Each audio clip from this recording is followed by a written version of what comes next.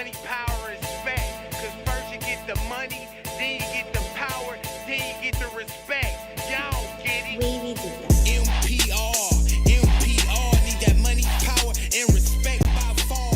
Stash box in it when I buy cars. GTA guns that'll get you 5 stars. MPR, need that money, power, and respect by far. Stash box in it when I buy cars. GTA guns that'll get you 5 stars. Got the money, but the power and respect don't come with that. Think a nigga chicken time, ride with the drum attack. We can chop it up over wood like a lumberjack. How you call yourself the plug if you ain't move 100 pack? Run it back, Mister did it first and I'm done with that. Got niggas locked up, need green dots, I send a money pack. They treat me like a big dog, but I'm still a humble cat. Lit a whole winter fresh, still chewing when the summer back. Slaughter guys, knock down everybody you idolize. Pressing shit like the link to your Spotify. G-lock on me, and that bitch modified. Keep on spitting with them up like a water ride. Hit the switch, I ain't talking about a low rider. Then get lower than T-Pain and Flow Rider. Chop them down, yeah, something like a Covidus. I be getting my diamond shine in my gold pilot. MPR, need that money, power, and respect by far. Stash box in it when I buy cars. GTA guns that'll get you 5 stars. MPR, need that money, power, and respect by far. Stash box in it when I buy cars. GTA guns that'll get you 5 stars. I respect, my eyes open, watching for the funny shit. Niggas will backdoor you like Alpo did Money Mix. All my whips fully equipped, they got a gun in it. Thinking shit sweet, I just threw a Cinnabon in it. Quick to let it sing like Adam Levine. They sleeping on me, must be mixing Fanta with lean. Wake up, I'm Count Green, flipping grams with the team. Went from Stan Smith, now it's Alexander McQueen. Big drip, I'm who they call when it's lit, I'm the fireman. Straight up out South Central, that's the Lions Den. Really running shit over when them tires spin. RP Aaliyah, better dust it off and try again. Would you still hold it down if your friends left? Still in the trap, ain't made 100 bands yet. 12 get behind the middle of my hands sweat. Gun so big, get you 5 stars on Grand Theft. Big shout out to Young LA. If you don't know already, he will be performing live at August Fest. If you don't know where you at, welcome back. God Talk Live. I'm your host, Sean of God Radio. Sean August, the Haitian sensation, R&B sensation. Real nigga blues in your pocket right now. How do I get that crazy? Hold on. All right, there we go. All right, I just wanted to make sure. To the left on the pulpit with me, a nigga I done known since high school. We didn't rekindle as of what? When was that? Saturday? Bring the mic to you, man. Yeah, Saturday. Saturday. All round of applause. Everybody in the studio. Y'all know we be doing this shit by ourselves. But everybody watching online, YouTube, Twitter, Facebook, and Twitch, give a round of applause to my brother David Spivey. I was saying Spivey for what? When was he? A long time ago. When was we in school? Like I don't. 405. God damn. 0405. But if you know where you at, of course, God Talk Live, and y'all know we have amazing high-level conversation. It's kind of starting off a little weird today, man, because I guess somebody goddamn broken the fucking party bus, man. And y'all know the party bus has been going good for about 3 years now. And I don't know. Everything is kind of unraveling at the end, but we do understand everything works out for our good. That is true. And also, I do know there's a lot of people that's celebrating the August fast with us. If you don't know, August Fest is August 20th from 1 to 8. Of course, we bought the block. We got the vendors. We got food. We got artists coming out. We got some great attractions for the kids. Eventbrite, the links are up now. Put God Talk in the promo. You'll get $10 off your ticket. But if you don't know, we have introduced what we call the August Fast to kind of prepare us and just usher God in, just get in alignment with the season that's going to become August Fest, just to make it an unforgettable event. But again, what comes along with the festival, we're fasting for that. But bigger than that, the things that come along with fasting, just the clarity and the willful sacrifice and the blessings that come along with it, that's really, really what I want to encourage and show everybody the power of doing this. So I couldn't really get the fundraisers to run the way I want, to go them as smooth as I want, and Tiny Desk is blowing me up. I understand. But instead of looking for the money, I'm going to try and get this fast and raise it on a whole nother level to show y'all that the spiritual shit really work. Alhamdulillah. You hear me? But on the pulpit next to me is my brother, my former Torador, my Torador alumni, 0405. Not only did we go to the same high school, we read the same road, the same bus. Early in the morning, that West bus, I got picked up right here at the Blue Elementary School. Where you get picked up at? Right here on Crenshaw and Florence. Crenshaw and Florence. That was your stop. So we went there, and then we went there, and then we went to Crenshaw High School. Yeah. Okay, so you was good. So you didn't seen a lot. Of course, you didn't seen us. We didn't grow up together. We didn't experience school together. Just what's your take? How are you feeling right now, this very moment? Man, I'm just extremely blessed, bro. Speak into the mic. My bad. I'm extremely blessed. I'm just happy to, how everything's going in my life, where I'm at in my life. Yeah. The doors that are being opened for me, the opportunity that I've been blessed to have. Got love, got family, got good health, man. What else can you ask for? You know, God is directing all my steps. So I like that. And before I get rude and disrespectful with you, I'm going to ask you to do something like I ask every guest that comes along. When they're not here, I kind of take on the responsibility. But if you can, I need you to thank God for something and then ask him for something. That simple, all right? Sure. All right, y'all bow your heads, man. First and foremost, God, I just thank you for allowing me to be released from the waterless pit and be here back in society with my family, my friends. And I just ask, Father God, that you continue to open up the doors that I need opened up and continue to just bless everything that I touch. In Jesus' name, amen. All right, man, y'all know we started off good. Usually I pray and then I smoke. But as y'all know, we are doing August fast, so no food, no water, no smoking, no drinking, no foul language, no sex, all through the hours of 8 to 5. Only through Monday and Friday, then we can get back to our bullshit on the weekend. But let's get real rude and disrespectful with my brother David Spivey. Who the fuck is David Spivey? Man, that's a complex question right there, because he's been different things at different times, different facets in his life. In school, you know, when you knew me, it was like all fun and games, you know. Facts. Clowning, messing with girls, ditching. Everybody ditched sixth period. Definitely. You know what I mean? Got kicked out for that, yeah. Yes, and so I got kicked out of TAF one year for a prank. I don't know if you remember Zakia. Zakia Ra. Yes. Yes, I do remember Zakia Ra. I passed her at PE. They kicked me out of school for that. I came back the next year, and that's when me and Kenny got into the fight. Kenny, Fat Kenny. Fat Kenny. Fat Kenny. Yeah. And what do you call it? Once I got kicked out of TAF, you know what? When I was going to TAF, I never really realized the hedge of protection that it was. Okay. You know what I mean? Because growing up in South Central, but going to school in the Valley, like, you know, we was in school and on that bus more than we was doing anything else. Facts. That's why a lot of us is like so just close, because it's like I'm with you at 6 o'clock in the morning to 5 o'clock in the afternoon. Mm-hmm. You know what I mean? So once I got kicked out of TAF, so right before I got kicked out of TAF, I joined a gang. And I won't say that it changed me immediately, because I still was like who I was, like goofy, clowning. Because this doesn't add up. Right. The Bus David on West Bus Right. doesn't add up to getting put on. So what happened, or what made you make that decision? So boom, I always like to be real transparent, especially because I talk to the kids a lot. Mm-hmm.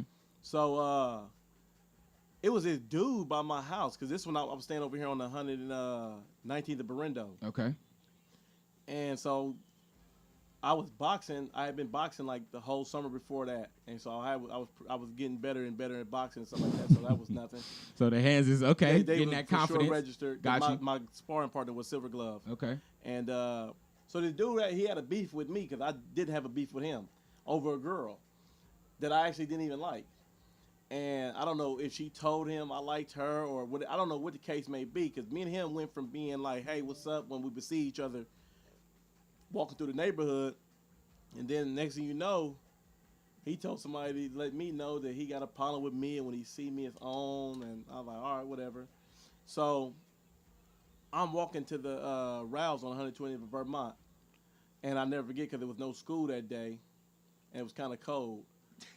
So me, my boy Deshaun, and the girl who I guess he thought I liked, her little sister was with me, and another female. And so I don't see dude. I'm walking. He see me and scream out something. And so my boy like, man, you heard what he said? I'm like, no, what he say? He was like, he called you a BAN. Yeah, I'm gonna respect the fast. And so Respect. And so I was like, what? So I looked, and so he like started walking. So I just told my boy, hey, hold these keys real quick in my phone. Because I for sure knew that I was going to just like make It's real time, quick yeah. of him. And so when he gets towards like the gate, he's like, oh, you want them tough ends. I'll be right back. I've seen that movie way too many times. Yeah, yeah. I'm not finna go out like Woody Lump Lump and just sit there and let him shoot and kill me. So I was like, I walked off, boom, ducked off real quick, still went to Rouse. But on my way back, just out of like safety, I grabbed it was Valentine's.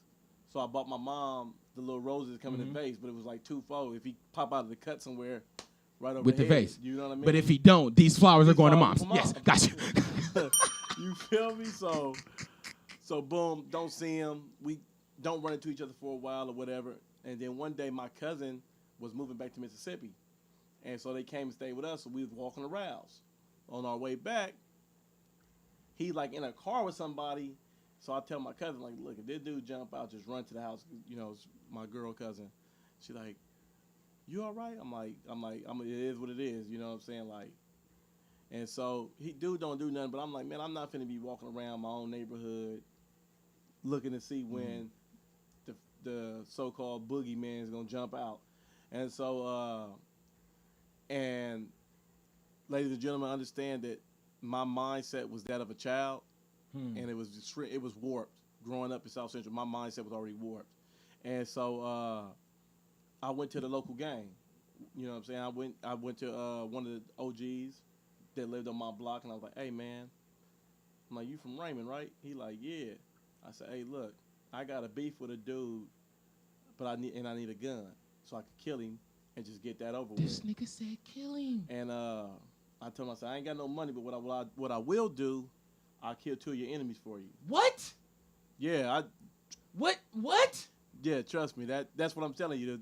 The mindset was warped. And at that time, I felt like I was in survival mode because he'd already, for me, in my mind, in my eyes, he'd already made his first big move on the chessboard. I don't have any money for this gun.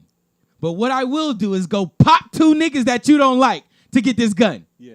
To protect myself. Yeah. Why didn't you?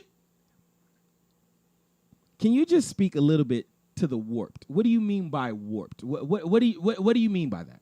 So warped is like, if you ever seen metal, anybody ever mess with metal, For sure. gets heated too much. When the pressure's warps. applied, yeah, got you. And if it turned the wrong way, see, the metal is no problem when you're heating it up. Because now it's malleable. It's once you twist, turn, now the metal is warped. Growing up in South Central, you know, we grew up at a time when it wasn't just skinny jeans. Speak a little closer in the mic. We Yeah, grew up, we grew up perfect. at a time when it was not just skinny jeans Yeah. and, all that going on. It was like you had thugs, you had cool dudes, you had athletes, you know what I'm saying? And so, you had the dudes that was all the way out the way. Yeah. So, growing up, you just see that, and so you just know, like, okay, what does it take to survive?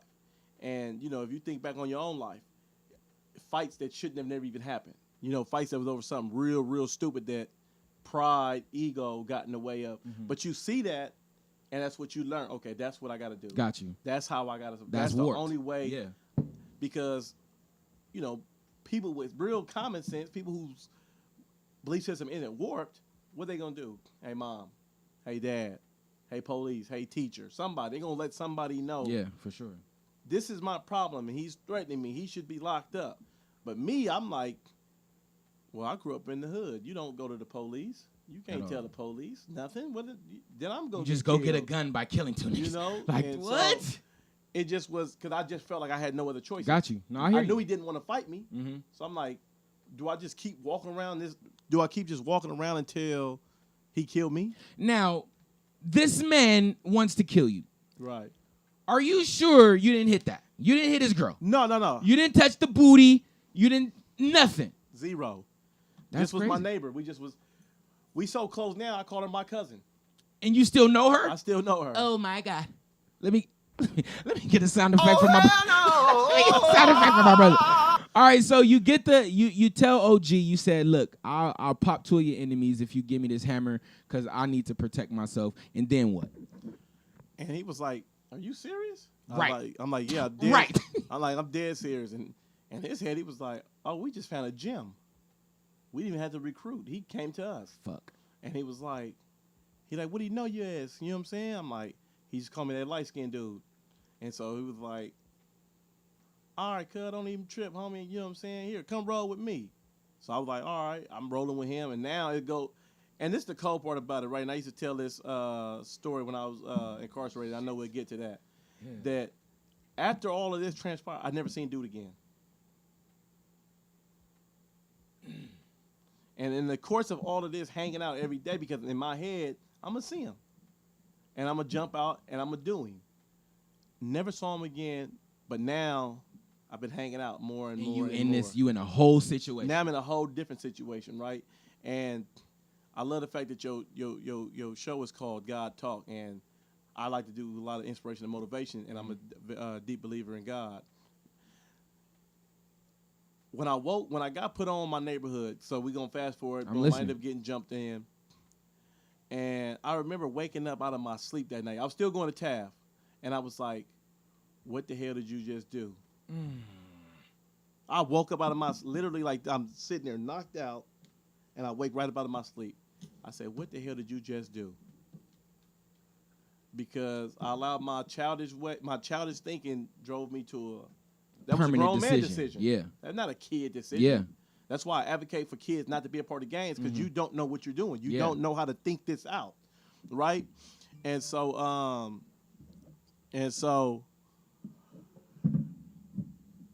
now I'm put on, and now the belief system is even more warped. It's warping more. Yeah. Because now in my head, now that I'm from a gang, I'm like, hold on. I don't want to just be a regular dude from over here.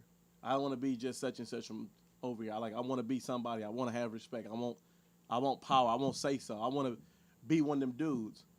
And so that was just fighting, shooting, whatever it was, selling drugs. Oh, cuz got to get put on? Come on, I'll do it. You know what I'm saying? And so it just kept getting warped more and more and more until the warpness just got all the way out of control. March 5th, 2006, man. Was arrested for murder. Whoa. Okay. Murder, attempted murder, conspiracy to commit murder, and shooting an an occupied dwelling. So at 17. At 17, you said this was March 5th, what? 2006. A year after I graduated. Yes. I'm working I'm working at Walmart in Long Beach in the layaway department with my nigga Yafet. Shout out to Yafet. I did get fired for fighting. I knocked the nigga out. I got fired. My auntie had to fire me. But it ain't this, nigga. Right. It ain't this. Right. You can bounce back from a fire. I can bounce back from that. You hear me? Right. Slow motion. Let's go. You woke up on March 5th, 2006, and what did you do? You brushed your teeth, and then what? Brushed my teeth. Went and got some Hennessy early in the morning. This nigga said Hennessy for breakfast. What is going on with this nigga already? Okay. Then smoked. Like I said, I was a disgusting person. I wasn't even a person. I was a disgusting monster at that time.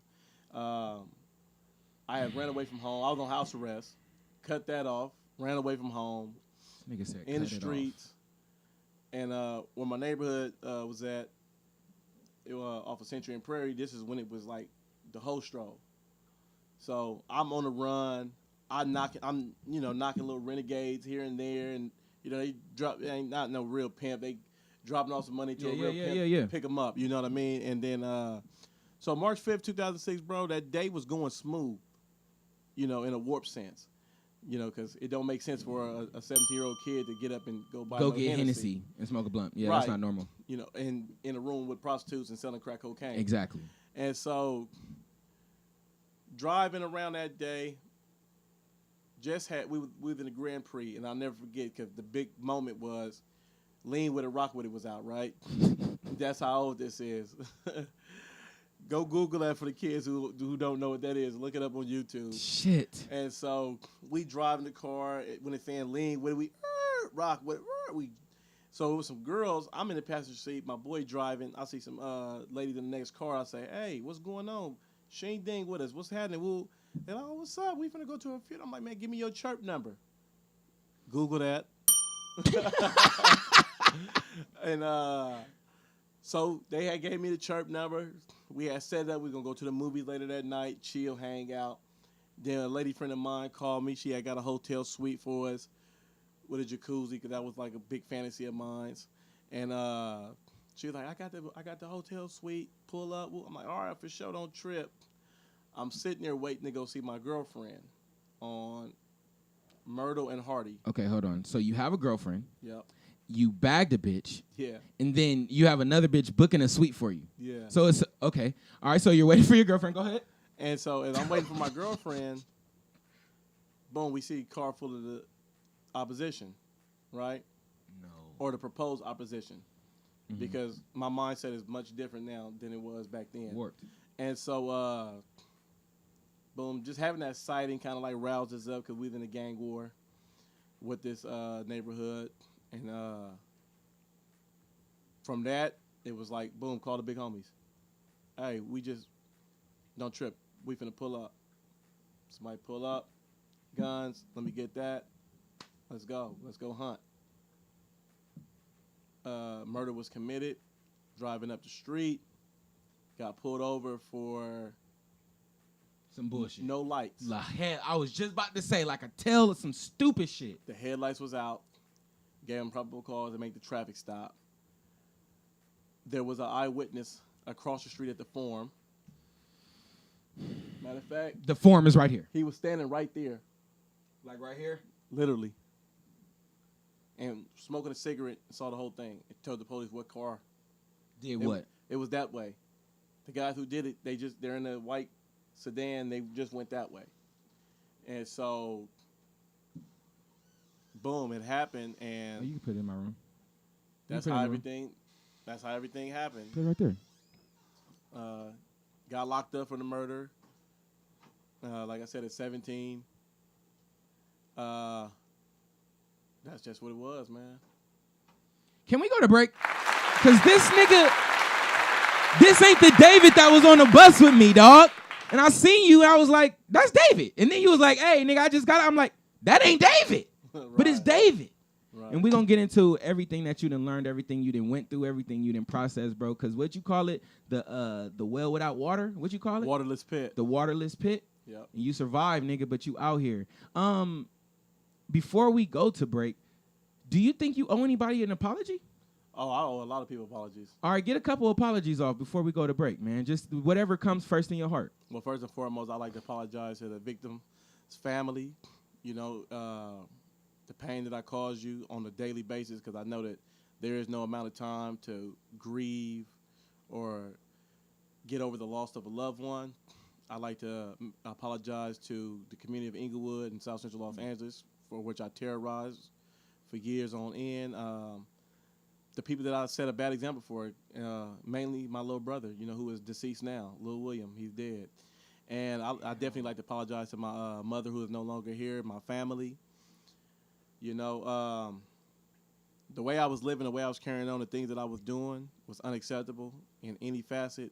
I make no excuses for what I've done, and I just live a life of repentance. That's all that needs to be said, man. As many apologies as we can. The ultimate thing he said is he repent, man. God is the creator. That's our real father. So as long as we good with him, we on the right path. We're going to go to a break. We'll be right back, man.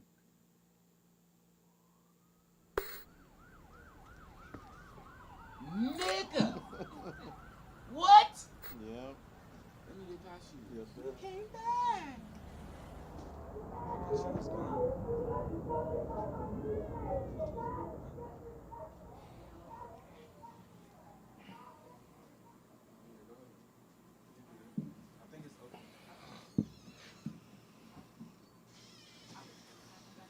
Damn. You gonna use it right now, right? Crazy ass dream.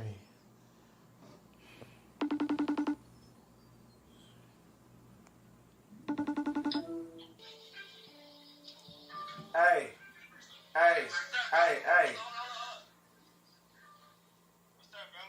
Hey, you ain't gonna had last night, nigga. Hey, you produced this song called Pull Up, nigga. It's something like, pull up. She know it's going down when I pull up.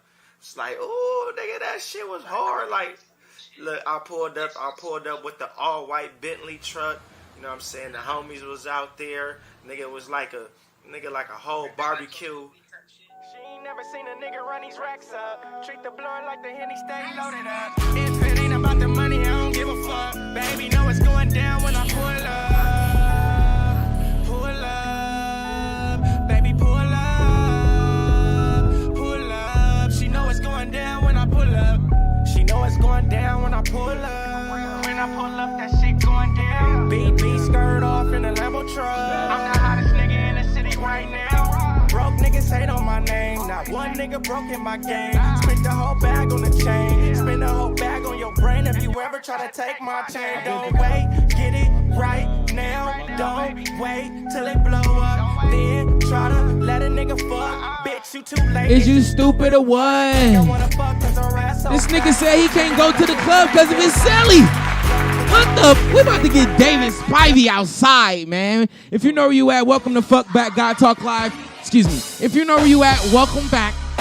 God Talk Live. I'm your host, Sean of God Radio. Sean August, the Haitian sensation, R&B sensation, real nigga blues in your pocket right now. To the left of me, David Spivey. He done let us all in his business. Hey, with you by my side, we can touch the sky, cause we win. We win, we win, we win, we win. We win, we win, we win, we win. We win, we win, we win, we win. We win, we win, we win, we win. I need to say something, because I know there's some specific people watching right now. Look, last episode we talked about embracing that separation.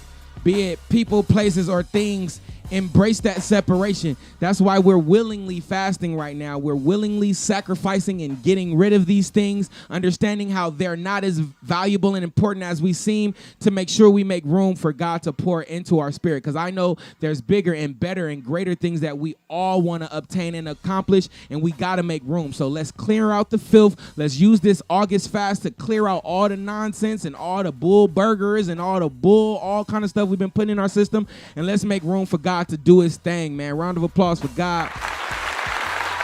Another round of applause for my brother David Spivey. Oh my God. You apologized to a few people, and I felt and believed that it was completely sincere. But let's talk about what led you to ultimately being apologetic or being understanding of what's going on from March 5th, 2006 to now. Just kind of tell me some changes that your mind has went through. Okay, great.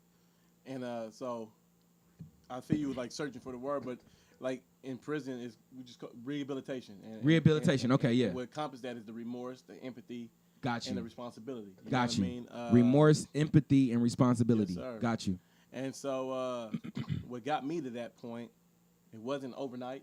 Talking to the mic a little bit. It wasn't overnight. It Perfect. was just a multitude of steps and days and time invested in myself. I would say the first step was my mom's passing. Went to prison December 2nd, 2010. My mother passed away from lupus. My mom died from lupus too. Man. That's crazy. She died January 18th, 2011 from lupus. And the cold part about it was when I was going to trial, I told myself, I said, David, if you lose this trial, your mama gonna die. I just knew that because me and my mom was like this. We was connected. I was always the help that she could always count on. Hey, I'm staying, got to go to work a little later, fix you and your brother something to eat, check your brother homework, clean up. Okay, I got you, Mom, don't trip. She knew she could work an extra job because I was there. I could help with the homework. I could help with the cleaning, with the cooking and stuff. That's like what that. I got from you on West, bro. Yeah. When we got on the bus, that's what I got from you. Yeah. And that's like I said, that's the whole thing with Warp. Warp would take something that's, I'll just for lack of better words, beautiful, and distort it. And sometimes, and I love to tell the kids because, and I really love to tell the parents because a lot of times, you think like a kid just turned bad, or it's just he's bad or she's bad, but it's like no, it's all these things that they've seen growing up, things that they've put inside their. So my biggest thing I always try to tell parents is like, not only watch what your kids are watching, and that's not just TV. People think it's just TV and the phones. Watch what they watching on the street. You drive up Figueroa, you see this girl probably 18, probably younger than that, 19, 20. But they out there with the fresh laces, the fresh outfit. Now, if you got a little girl driving by and seeing it every day when she walk to the store, she see them. They, hey, little wooty whoop. That's love. They not bad. You need to talk to your kids and give them the real. When you're with little boys, for the most part, I would say 95% of gang members didn't grow up and want to be a gang member. It's a choice that's made out of desperation for the most part. A lot of people feel hopeless. They don't know what they really going to do. We're pushed so much to, you have to do this, you got to do this, you got to do this in order to be successful. You got to do this. And everybody can't handle that pressure. You got to go to college. You got to go to college. Or if you're playing basketball, you got to get your jump shot better. You got to. Well, everybody not going to play basketball. Even if you're good in high school. I mean, we went to school with elite athletes. Elite. I think, 2 made it? It hurts my feelings when I think about all the elite niggas we went to high school, and it's only, you can count on your hand how many of them. Right. And the 2 biggest athletes that we went to school with, although they had success in the NFL and the NBA, they were never big household names. Agreed. You know what I mean? Mm-hmm. So, we went to, for those who don't know, we went to school with Steve Smith and Jordan Farmer. Facts. Super Bowl champion, NBA Finals champion. Facts. So, but we also went to school with Paul Pratt. And Malcolm Smith, Super Bowl MVP and champion. Yes. Facts. Shout out to Malcolm. For sure. I used to talk about him in prison. Shout out to Malcolm. Yeah, you feel me? That's a good one. I used to be like, people, and you know what's crazy? People in prison, because so many people be lying. Mm-hmm. People think you capping all the time. I'm like, man, that's my boy. Man, you don't know that. Bro, we used to eat lunch together. We used to chill. We used to shoot. I didn't shot dice with this guy. We didn't been on the basketball. We didn't, bro, it's not hard to believe. It's TAF, first and foremost. You know what I mean? And exactly, it is TAF, and it's like a powerhouse school for sports. But I say all I like to say is that seeing things so much and coming up with your own conclusions of why this is or how things have to be done based off of just visual learning. Mm-hmm. These visual aids in the neighborhood. Even like with yourself, we grew up seeing crackheads, so that's not unnormal. Yeah. But you bring somebody from the suburbs, you bring a Woodland Hills kid to stay the weekend with you and I, they gonna be like, whoa, hey, did you see that? You like, what? That dude just smoked some crack. Like, okay, yeah, that's regular. No, it's not. But we grow up in these abnormal situations, and that's what warps the belief system because you start what's wrong seems right because you see it all the time. There's no reason, and I just want to go back to with prostitution. There's no reason that girls should be lined up and down the street. There's no reason that certain streets in L.A. or wherever you may be is known as a prostitution zone, and you'll see the police driving right by. So it's like looking at the ass. So it's like at the butt. Sorry. If you see that all the time, you're like, there's nothing wrong with that. People ain't doing wrong. Gangs. We grew up in a gang culture. It's like even in L.A. growing up, you don't even have to be a gang member for the most part. Where you stay at? That was the second question when dudes bang. Hey, where you from? I don't bang. Where you stay at? Mm-hmm. Damn, you just want to get me. So if I can't beat y'all, I'm gonna have to join y'all so then I can stand strong on. Oh, where you from? Or we gonna be fighting. This is where I'm from. Yeah. Now what? So I always tell people my best thinking led me to squatting and coughing. My best thinking led me to squatting and coughing. For those who don't know what that means, when you go to jail, that's how they search you. They strip you naked, you squat down like a catcher, and you cough. My best thinking got me that. This nigga said, your best thinking got you in jail. My best thinking. That was your best. My most elaborate scheme in life led me to prison. So not only did it lead me to prison, right?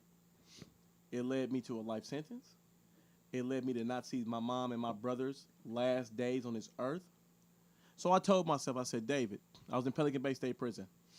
I said, if your best thinking got you squatting in the coffin, don't you think it's time to change the way you think? I said, yeah.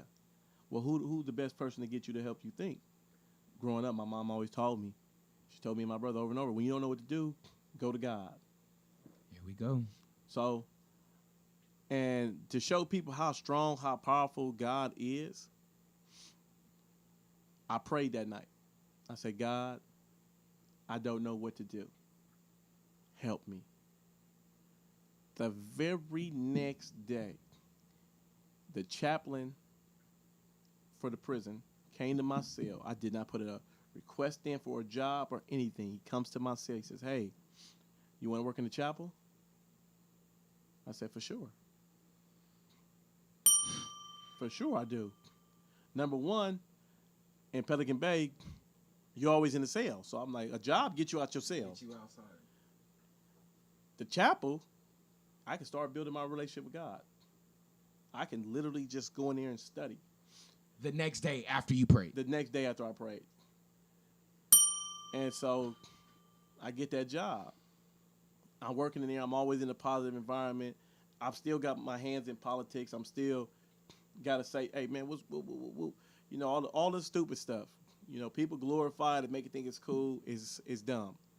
It's extremely stupid for everybody who is watching, kid, teenager, young adult, middle-aged adult, all the way to the old adult. It's stupid. Stop it and let it go. So now I'm cultivating my relationship with God. I'm in the chapel, so I get to hear all the services. They got the Catholic service. They got the Islamic service. That's a bar. You feel me? They got the Judaism service. They got the Buddhism service. So I'm around all this positive energy. I'm around all this positive energy. My bosses love me. I'm not going. Those CEO, they didn't love me, but they wasn't fearful of me. Mm-hmm. You know, they'd be like, "Hey, what's up, Spivey?" I'm like, "Nothing much. What services we got?" It was to the point where they would come to me and ask me what's going on in the chapel, and not even ask the chaplain. So I started seeing the favor of God on my life. And I remember my mom used to always write me letters before she died. She would always say, David, God got a plan for you. And when God has a plan for you, can't nobody stop it.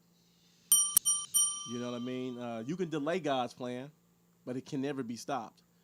And by the grace of God, a few little incidents, wasn't bag 4, drop some points, go to a level 3. Boom. What does that mean? That means lower a downgrade or yeah, upgrade? Downgrade. Okay. Highest is level 4 180, which I was in Pelican Bay 180. Then you got level 4 270 designs. Then you got level 3s, level 2s, level 1s, fire camps. Okay. And so I made it to a level 3. And Pelican Bay is so depressing, bro, that when you get transferred, you feel like you're being released. I'm literally on a bus like this, like, because I'm going to another prison. I'm like, man, I'm out of here. Thank God. Yes. And yes. When you say it's so bad, what made, of course, we think dirt, we think just the violence and just that, but you being in there, experience it, waking up in Pelican Bay, going to sleep in Pelican Bay, which a lot of us only know because of the movies. Right. Give me that detail that put a smile on your face, leaving there, going to another prison. Well, number one, Pelican Bay is in the last city in Northern California, Crescent City. Like, when you on the freeway or even just on the road, it says Oregon, California. Like, you just make that right, you in California. Keep going, you going to Oregon. It's like, boom. All our commercials, all our advertisements is Oregon advertisements up there. So most people don't get visits. Most people are without family. And because of the riot and all that stuff, you don't have a lot of phone action. So you can't call as much as you want to. You can't stay. You go to Pelican Bay, you're going to lose your girl. You know what I'm saying? Unless she's really, really solid, you're losing her because it's hard to keep a girl with just a pen and a pad. Family dynamics is hard because you may get a letter and say, hey, grandma ain't been feeling too well. Well, you got to write a letter to them for them to write back to you to say what's going on. That's stressful. Stressful. Then Pelican Bay is one of the most political prisons in California. It's always something going on, and everything is dealt out in violence. You know, we don't have disagreements, we have riots. You know, that's just what it was. So it's hella miserable. You got a bunch, 98% of the yard has got numbers that don't even make sense. Like, oh, I got 500 to life. Oh, I got 4 life sentences. I got 500 to life plus 2 LWOPs. I got 98 years. I took a deal for 36 years.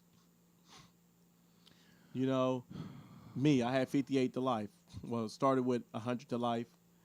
And, you know, yeah, 25 to life for murder, 25 to life for the gun enhancement, 35 to life for conspiracy to commit murder, 15 Gun to enhancement, life. that's a silencer. No, just because the murder was committed with a gun. If you shoot, and so in California, they have the 10, 20 to life enhancement for guns. That's why you can do a robbery, and the robbery only carried 3 years, but you got 13 years. You get or the 23 extra 10 years for the because you piece. got the piece. And if you use it in the commission, that's the to life. So that I got 50 to life just off the murder. Got a not guilty on attempted murder. 35 to life for the conspiracy to commit murder, and 15 to life for the shooting in the habit of dwelling. And so got the 35 to life, stayed at sentencing.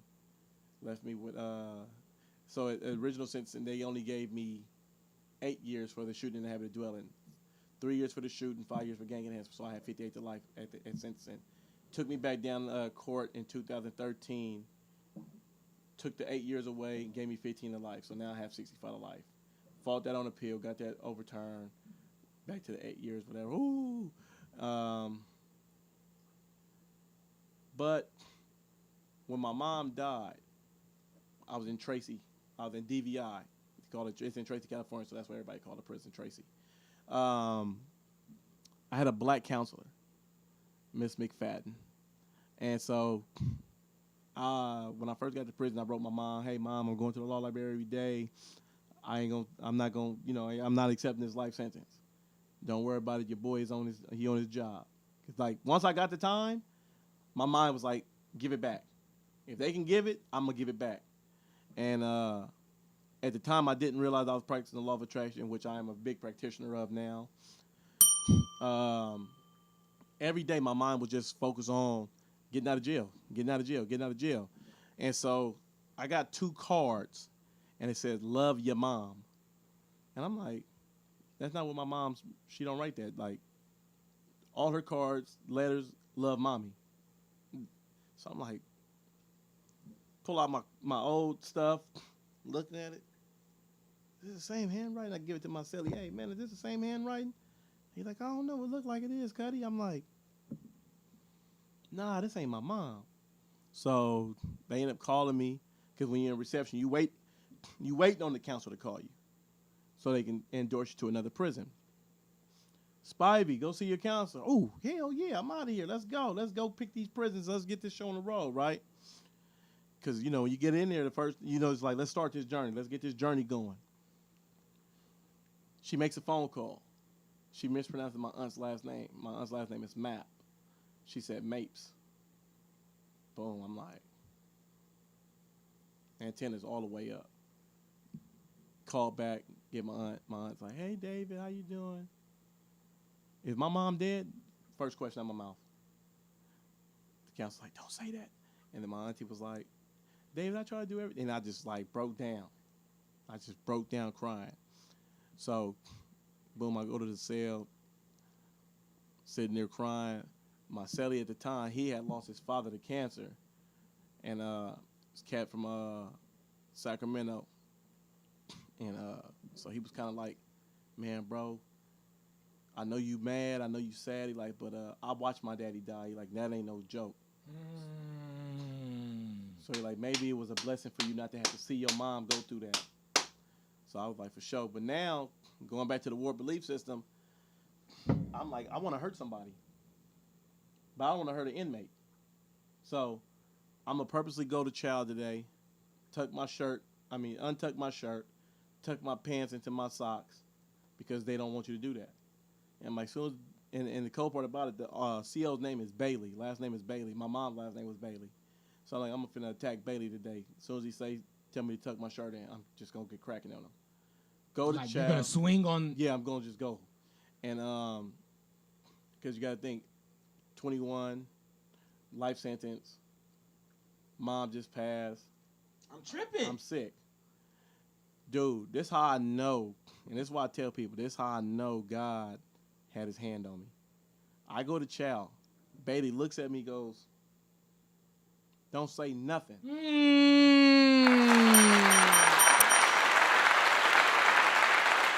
A dude, 2 people behind me, he says, hey, you, tuck your effing shirt in. So I'm just like walking to the chow. I'm just like, eyes still red. I'm just like, what the hell? What is going on? I wanted to attack him. What is going on? I pulled his triggers. On purpose. I know his triggers. But God, you know what I'm saying? Put that arm right there, shielded me and held me in his bosom. Even if I wanted to do damage, I couldn't. He did. God was like, you're not going to do anything today because I'm going to stop him first. Before you even come out, I'm going to stop him first. We done talked about that so much on this show. For the fact this man is telling this story is right. This is crazy. Go ahead, man. So, fast forward, go to Pelican Bay, all that. Get transferred to a level 3. I'm coming in from inline because on the level 3s, you get a lot more yard time. So they do inlines. You know, you want to go grab something, or if you don't want to be on the yard no more, you can go inside, shower, get on the phone. So I'm going in line, standing there. Asian dude comes out of nowhere. Hey, man, you want to go to college? I'm like, man, I ain't got no damn money for no college. What are you talking about? He's like, no, it's free. They got a bog waiver. They'll grant you. I'm like, yeah. So I took Spanish, the first semester for the summer semester. Eventually got my certifications in business. But Ironwood State Prison is where the truest and most purest form of my transformation happened. Because I was around so many older convicts who themselves were on transitioning to change. And I always tried to be the person who was like, I want to learn from you and your mistakes, so I don't got to make them. You know, it don't make no sense. If you got to whip my mom, what did you do wrong? Because I'm not doing it. I don't want that. Or if I'm doing it, I'm not going to get caught. Is that, or let's do it better. Yeah. So I would just kick with a lot of OGs. You know what I'm saying? I still was kicking it with the homies or whatever, but attend church. But I was still like, if something happened on the yard and the Crips involved, I'm getting cracking. I don't care. That's just what it is. Mm. I remember being in a law library, and that's why they say everything is perfect timing. And I always tell people, where you are is exactly where you need to be when you need to be there. So I'm in a law library, and I hear these dudes talking about a group, a self-help class. And I'm like, hey, man, let me get into that, because I already knew that if I had to go the parole route, I would need to have a paper chase. I would have to, have a paper trail to show them, look, I was investing in myself. I was working on myself. And I'll never forget my auntie told me, she said, David, me and your mama, we tried everything we could to keep you from being in there. But now you're there. And, my mom told my aunt to tell me before she died, tell David he got himself in there, he got to get himself out. So I took that to heart, literally. And so my auntie said, hey, now you playing the white man game. You can't use no nigga rules playing a white man game. You're not going to accept them. And I was like, okay. So what that translated for me, what that meant to me, I got to come correct. And I'm not, and a disclaimer, because I hate when people, our people have to say that we got to be 2 times better, or like we're great, however exactly, we are. Natural. You don't got to be 2 times, 3 times greater than nobody else. You just got to apply yourself. So I was like, okay, I got to come correct. And I used to tell everybody, because my gang name was Baby Roscoe, and I used to say, they'll let David out of prison because David's a good dude, but they won't let Roscoe out. Got it. So I got to annihilate this guy. I have to kill him off. And I don't know how to do that. So the prayer came. God, just continue to guide my footsteps, illuminate my path. Because I don't know which way to go. My best thinking got me squatting and coughing. So I ended up getting in that group. And I told this same story to the parole board. So in this class, in prison, they got all these self-help classes, and a lot of dudes go, we call them chrono chasers. I was originally a chrono chaser. And so this is the dude that's in the class. You may be facilitating, like, yeah, what do you think? You ask one person, what are some values that you used to hold on to? And I'm like, loyalty, all the same stuff. Everybody say loyalty, respect, honor. And then you go to the next dude, and he'll be like, oh, same thing as him. And they would let that go. But in ACP, which is the addiction counseling program, they have a thing where they call bullshit. You know what I'm saying? And it was an older dude in prison used to remind me of you all the time. Like every time I see him, I was like, damn, that remind me of my boy, right? For real? For real, because of his whole aura. Yeah. And I just remember your That's swag crazy. from high school. You was like, walk in the room, hey, what's going? Hey, yeah, man, whoop, whoop, And so so what happened? I didn't want to be called bullshit on. I did not want to be embarrassed. I did not want to have that happen to me or anything, right? So at the end of class, my greatest mentor that I had, Raynard Courtney, we called him Nardy, Free Raynard, and older cat up out of San Diego, OG Damu, but he became a Muslim, but he just was well respected. You know what I'm saying? Just well respected. And Nardi says, what made what you did acceptable? So I, threw my hand up. I would give a deep, shallow answer, something where I can say a little something without saying too much, and not get BS called up on me, right? So he said, nah, y'all go to y'all cell and think about it. We answer it in the morning. So boom, I go to my cell. So like, what made what I did acceptable?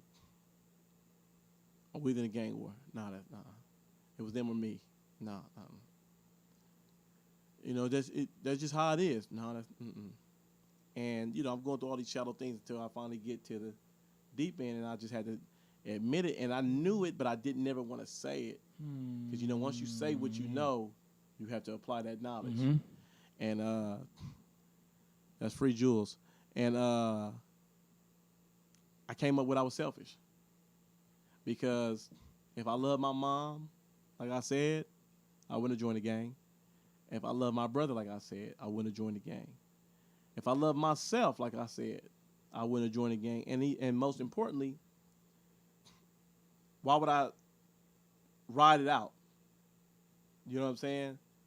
Because holding on to the street values is selfish. Unless you have nobody else in the world to be responsible for. Period. So if your whole family's dead, you have no kids, I get it. Then I okay, get it. we get it. But if you have anything You to got live all for, this going on. you're selfish. Why would you not sacrifice your popularity with a gang to increase your love in your family, for your kids, your wife, your brother, your sister, whomever? So I had to admit that. And when I said that, I was like, ooh, that's ugly. I got to be better. And going back to reception, my counselor told me, don't let my mom's death be in vain. She said, do you know what I mean by that? I said, nah, break it down. She said, while your mom was alive, all you did was break her heart, make her smile now. Next day, I went and got my GED. Got that in 2 days. It was dudes in prison that's been in GED class for 5-6 years, or they whole prison term. Imagine a dude that's 46 still in GED class, and he already been in prison 25, 26 years. You feel me? So, got a GED. I eventually got baptized. Although I was baptized, I still wasn't clean because my mind was still warped. That's when I was baptized as well. I got baptized really because of the pressure, really, because it was the cool thing to do in the church, and you get a little upgrade, you know. But I was definitely still warped once I got out the water. for sure. Right. And for me, it wasn't peer pressure. I knew that I needed that cleanse, but I knew that for me to be cleansed, God was gonna have to put me in the fire. You know what I mean? The infirmities was gonna definitely have to be burned out. All those impurities was gonna have to be, because the water just made me clean enough so that they could see what need to be burnt off. Oh, you on fire today, huh? he preaching today, man. He going crazy. And so my brother died the next year after my mom. And so I'm just like, I just gotta do better for me. If I die, if I never get out of prison, I still want to die and people be able to say that I had become somebody. Something got it. I didn't want to just die a low-life gang member Roscoe in prison who just did low-life stuff. You know what I mean? And so in that class, the transformation happened because now I started taking it more serious. So from that class, I went to CGA, which is Criminal and Gangs Anonymous. And that class was very, very influential in my change. One of my mentors, Mr. Earl Pride, he was a CGA sponsor. Rest in peace, Earl Pride, succumbed to COVID. He's actually one of the main reasons I got out of prison, and I'll talk about that a little later. But in that group, like I said, was so many OGs. And at that time, you had to be placed in that class. Now, with the earning these extra credits, they just put you in the classes, right? Since CDCR is about rehabilitation, but which they're not. You have to rehabilitate yourself. But I love the fact that I was in the class during those times because it was that real rawness that I was hearing from these guys. And in CGA Step 2, it says, like, you know, I took the example of those who had trudged the path before me out of insanity. And I always tell people, like, when I joined the gang, I didn't know how to be no Crip. You know, all you know is if you don't gangbang, you just know the surface level of gangbanging. Oh, this is Cuz, this is Blood, this is Hoover. Like, you don't know how to be that. Let me put on some blue. Like, no, that don't make you a Crip. So I learned how to become a Crip. So I needed the help to unlearn how to do that. I needed to learn how to rehabilitate myself. I need to learn how to love myself. I need to learn how to show compassion to others. And so I began the journey, man. College, self-help classes, vocational classes, to the point, man, I programmed so hard that dudes would see me at 6 o'clock in the morning when it was time to go to work, and they wouldn't see me until like chow time, because I was always programming or exercising. I was staying productive with my time. The good thing about it is, like I said, the law of attraction. All I thought about was going home. That's all I thought about. Being free, getting out of jail, reuniting myself with my family. So that was the biggest concern to me. And like when everybody was hustling, like I had like a little baby weed sack, a little baby tobacco sack, out of selfishness, out of greed, because I just wanted extra stuff. But my family took very well care of me. You know, don't hustle when you don't have to. Had a cell phone, and I'm gonna tell you about this. I remember having a dream, right? I didn't have no Sally. I remember having a dream that the gang, so they call them IGI, we call them Goon Squad. It's the gang unit inside of prison. It's like the special task force. They arrest inmates and they arrest officers. They're, doing bad. So I had a dream that they came and searched my cell, but somehow my phone was outside by the handball court, covered in sand. And once they searched my cell, I just walked over there and grabbed it. Why is that even important? Why does that mean anything? I'm gonna tell you. One day they do a lock is missing at laundry. They say, hey, if they don't find it, they're gonna come search all the buildings. I said, all right, cool. I'm in a cell where I got a little wiggle room to stash before they come to my cell. I'm in Blythe, California. It's extremely hot. It's right there by Death Valley and Arizona. So I got the fan on me. I end up falling asleep. Next thing I know, the door is open. I got my cell phone on my hip in my eyeglass case. Officer said, hey. I jump up and I said, what's going on? He said, it's a search. heart's racing. I'm like, damn, I just bought this phone. I just spent $1,800 on a cell phone. I'm like, I can't lose this phone. So he said, hey, I'm going to just be real quick in and out. I ain't even going to touch nothing. Now he's saying this, I want to try to throw the phone right behind the bed because I got a lot of storage, so he definitely ain't going to be on his knees. I said, do I need to grab anything? He's like, nah. So I'm like, all right, like, just, walk backwards. So he pat me down. He touched the phone case, right, which is an eyeglass case. My mind says, if he grabbed his phone, I'm blazing him. I'm gonna go, that way, I'm going to get the write-up regardless, but I'd rather go to the hole for fine on the police and I can, yeah, cuz I had to, what I'm saying? I ain't, how I am. I ain't finna go out like, stupidity, ignorance at its finest. So he touches it. He lets go. So I'm about to turn. He said, hey, wait. I said, what? He said, what is that? Now I got to think quick on my feet. I pull the phone case out. I grab where the phone is at. It's a Galaxy J1. You paid $1,800 for a Galaxy J1? Yeah, in prison, man. That is crazy. In prison, nigga. Yeah. That's tax, yeah. Very much so. Yeah. Especially, the phones go up when they not in abundance. So when you don't have a lot of phones on the yard, I seen a dude pay $2,500 for a phone. Fuck. So, but phones give us a connection back to the streets. Got it. And so I grab the phone and I go like this. I said, it's just an eyeglass case. Look, it's nothing. He said, okay.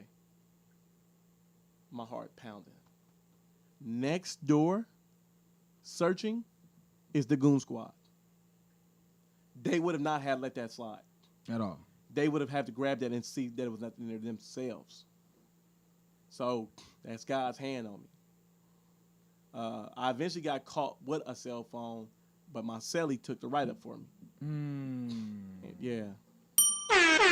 Bro, a couple episodes ago, we talked about grace, mercy, and protection, bro. And you sharing these details with me is doing nothing but reiterating, refreshing, and reminding everybody of all the things that we come equipped with naturally. And you in a waterless pit. Yeah. So if you're in a waterless pit and you still have access to these unseen benefits that really save lives, change lives, and propel lives, and you're in a place where everything is hopeless and you're still accessing all these gifts. Exactly. I want to ask you this. Because I have a line in a song that I said, I learned the same things you can only learn in prison by taking the time and seeking silence and digging into those books and trying to learn from people who are greater than me or went through way more tragedy than I did. And your story is identical to them. But what I need from you, if you can just tell me, with you working in the chapel and you getting... Because I made the album called God Complex. And during that time, I actively studied every single religion. And I found the underlining basis between all of them and how they all can tie and all the subtle differences. But just give me some game. What are some things that were unforgettably said to you or that you overheard while you were working in that chapel that has changed your life forever? You know what? I won't say... it was any one thing. Mm-hmm. It was just because I was in a waterless pit, but I worked in a chapel, I was flooded with the living water every day. And being in that environment, seeing these volunteers come in to teach, their respective religion and just being able to be there all the time. My boss was actually a pastor in Sacramento at one time, and he was just always telling me, like, you anointed. He used to always, his biggest thing he used to tell me, he'd say, Brother David, stay up under the anointing of God, and everything else gonna happen. It's gonna manifest. And so I would, get off work. I would read my word. I would listen to the word. I want to say, the biggest thing that helped me, and I know he's under fire or whatever, people may have their own opinions, but it worked for me. Creflo Dollar. I was flipping through the channels one night, and I saw him on, and I only knew him because my mom used to listen to him. I'm like, oh, that's Creflo. Let me listen to him because my mom used to listen to him. And he taught me how to yield the power of God. He showed me how to use the scriptures. Creflo Dollar? Yeah. The nigga with the airplane? Yeah, man. You know, and I'm glad you said that, right? Because a lot of times we get so caught up in a person's failure and shortcoming that we don't see them no more for the gifts that they have or the quality that they still have. You know what I mean? And the man knew the word, and because I learned the word from Creflo Dollar. Regardless of what was going on, he knew the word. It didn't matter. No plane, no suit. It don't matter. No, he knew that He word. knew the word. And how I knew that he knew the word because when I eventually read The Secret, they all, you know, the power of the Bible, they all go hand in hand. Mm-hmm. And Creflo used to always say, use the scriptures. Tell God the scriptures when you pray. He's a man. He's not a man that he should lie, nor the son of man that he will repent. He has to stay true to his word every day. He's the same today, tomorrow, and forever, right? So, and how I knew it worked, I said, let me test this out. I'm a little skeptical. So when I first got to prison, like I said, my mom died. So my aunt, shout out Auntie Terry and Auntie Alice, but Auntie Terry was the one who really, really like just looked out. But this all was new. My aunt is a recovering addict. She's going through the stress of losing my mom, who was her biggest advocate. She's trying to help me out. So before my mom passed, she had put a few $100s on my books. So when I get to prison, I would be straight. And then my Auntie Alice, she would send me $100 every month while I was in reception. So I ate her money and I could save the money my mom put on there. So the money's starting to get low. Canteen getting low. Creflo Dollar says, pray for abundance. So I get on my knees, and he said, speak over whatever it is that you want in your life. Speak over that situation. So I put up my store bag with, I think, 12 or 13 noodles in there, 2 bags of beans. I said, Lord, I pray that this bag never empties. In the mighty name of Jesus. You know what I mean? And I use the scripture, you know. Did your bag ever empty? My bag never, ever emptied. Never, ever emptied. And how long was this bag full? This bag was full. I served 15 years altogether, 10 and some change in prison. So in 10 years in prison, the bag never was empty. Always some type of way, some type of will, some type of money, some type of play. It may not have been what you wanted or enough for forever, but it was enough for right then until tomorrow came. Boom, I'm good. I'm straight. You know what I'm saying? So I had all of that, man. And so learning the word of God, learning how to commune with God, working in that chapel. My pastor at the time, shout out Larry Mitchell, Pastor Mitchell. Shout out Pastor Mitchell. You know what I'm saying? Larry Mitchell, man, that's my man's. And he taught us how to pray. You know, we had these chapel groups. And because I worked there, when the class is over, I get to still pick his brain. So while you took your food, had to wrap it up, and by the time you got home, it's cold, you really don't want to eat no more. You do, but you don't feel like heating it up. Or if you do reheat it up, it just don't taste the same. I'm still getting mine straight off the grill. Straight off the grill. Let me have that. What do you mean by that? Oh, I didn't understand. Good looking out. Oh, can you say that one more time? Exactly. And then learned a great deal of peace from my Buddhist friends. Don't come on now. Come on. You know, that was beautiful. Learning how to compose yourself under the harshest situations or whatever. I just finished a book by a Buddhist monk called Silence, so you on par. Sorry if I'm celebrating too much. And with my Islamic brothers, I learned a great deal of discipline. And I used to love the Muslims because I'd be like, no matter if they doing wrong or whatever they got going on, and I'm not talking about in the world, I was talking about in prison. Yeah. The dedication to get up and pray 5 times a day is Was strong. there. I don't think people really understand what that means, that even if I'm taking a nap, I need to get up and go And pray. pray. And if I miss that prayer, I need to make up for that prayer. Every day. And so I used to be like, I remember I even tried praying 5 times a day. And somebody asked me, hey, man, you Muslim? I said, nah, but I figured if you keep your mind on God more than you keep your mind on the devil, you'll be more godly. So I tried that. I couldn't keep that up. It was a lot. Yeah, it's a lot.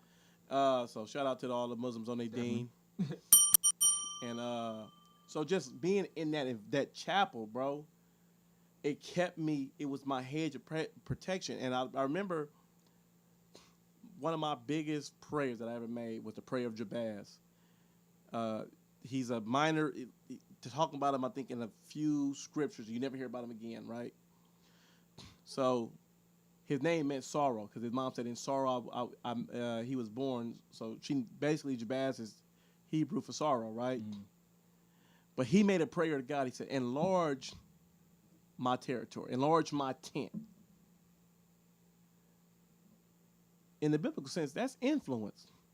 Because in those times, the more land you had, the more space the more influence you had. So I made that prayer. And as sure enough as water is wet, man, I had so much favor everywhere I went. Everywhere, while I was in prison. God enlarged my territory. Ho ho! And we didn't heard that before. Don't act like that didn't teach you that back in the day. You didn't heard that. Now we just got to be able to use it. You feel me? Now that we grown. And so I made that prayer. Like I said, got transferred, went to Ironwood, man. My stay there was great as far as prison. I'm about to say, this nigga said great. Yeah, okay. Because the favor. I know for a fact the COs didn't see me. They saw God. And the reason why I say that is because things that I got away with, things that I was allowed to do, it was nobody but God. And I had so much favor with them, with the COs, like, they never really bothered me. They spoke highly of me. Yeah, your time was great. I had a CO tell me, he said, "Hey, you don't belong here." He said, I've been in law enforcement my whole life. You don't belong here. He said, and you need to fix it. Shout out my man's Conley at Ironwood State Prison. Shout out to Conley, man. So, David Spivey, how did you get out? So, bam, with all this programming I was telling you about, learning multiple trades and things of that nature, I did all this before all these laws started coming out, right? Senate Bill 9, Senate Bill 260, 261, and the various other ones that was tailored for minors, those who were under the age when they caught these life sentences. And because of all the progress I had made, I remember even coming down to court and the district attorney says, before we resentence Mr. Spivey, the district attorney's office would like to go on record and applaud Mr. Spivey at his exemplary efforts at rehabilitation. I'm gonna applaud this nigga right now. Bro, you had favor. Yes. Now, I don't even know what to ask you because the question that's formulating in my head is so many ways you can ask it. But one, did any part of you believe at any time of your sentence that you deserved to be there? Yeah, once I matured, once I came into reality with the heinousness of my actions, I always said that what I deserve is what I remember writing my aunt. I told her, I said, listen, don't pray for justice, pray for mercy. Who are you, bro? We was on a bus with Relly, you was Tara, you was there. Yeah. But that's what happens when you go on that journey and discover yourself. And, they say that the gold never comes out of the fire the way it went in. Never. And so I was in the furnace for a while. There was a lot of impurities on me. It was a nice sized nugget, but it was a lot of gook that needed to come up off of it.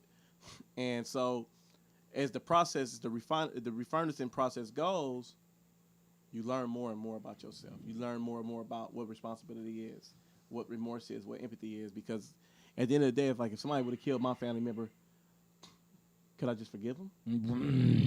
So knowing that, how difficult that is, I never asked for forgiveness from the family.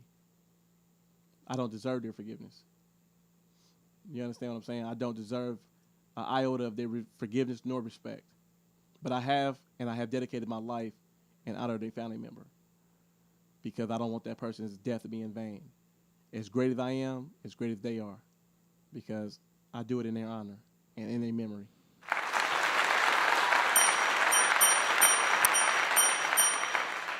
So the board said they want to applaud you for your behavior. And No, this is the district attorney's office. This is when Jackie that's Lacey the DA. was. Yeah, this is when Jackie Lacey was the DA. This is like the ultimate I hate criminals district attorney. Oh shit! And you got to applaud it. Yes. They complimented you. Yes. Okay. On keep record. going.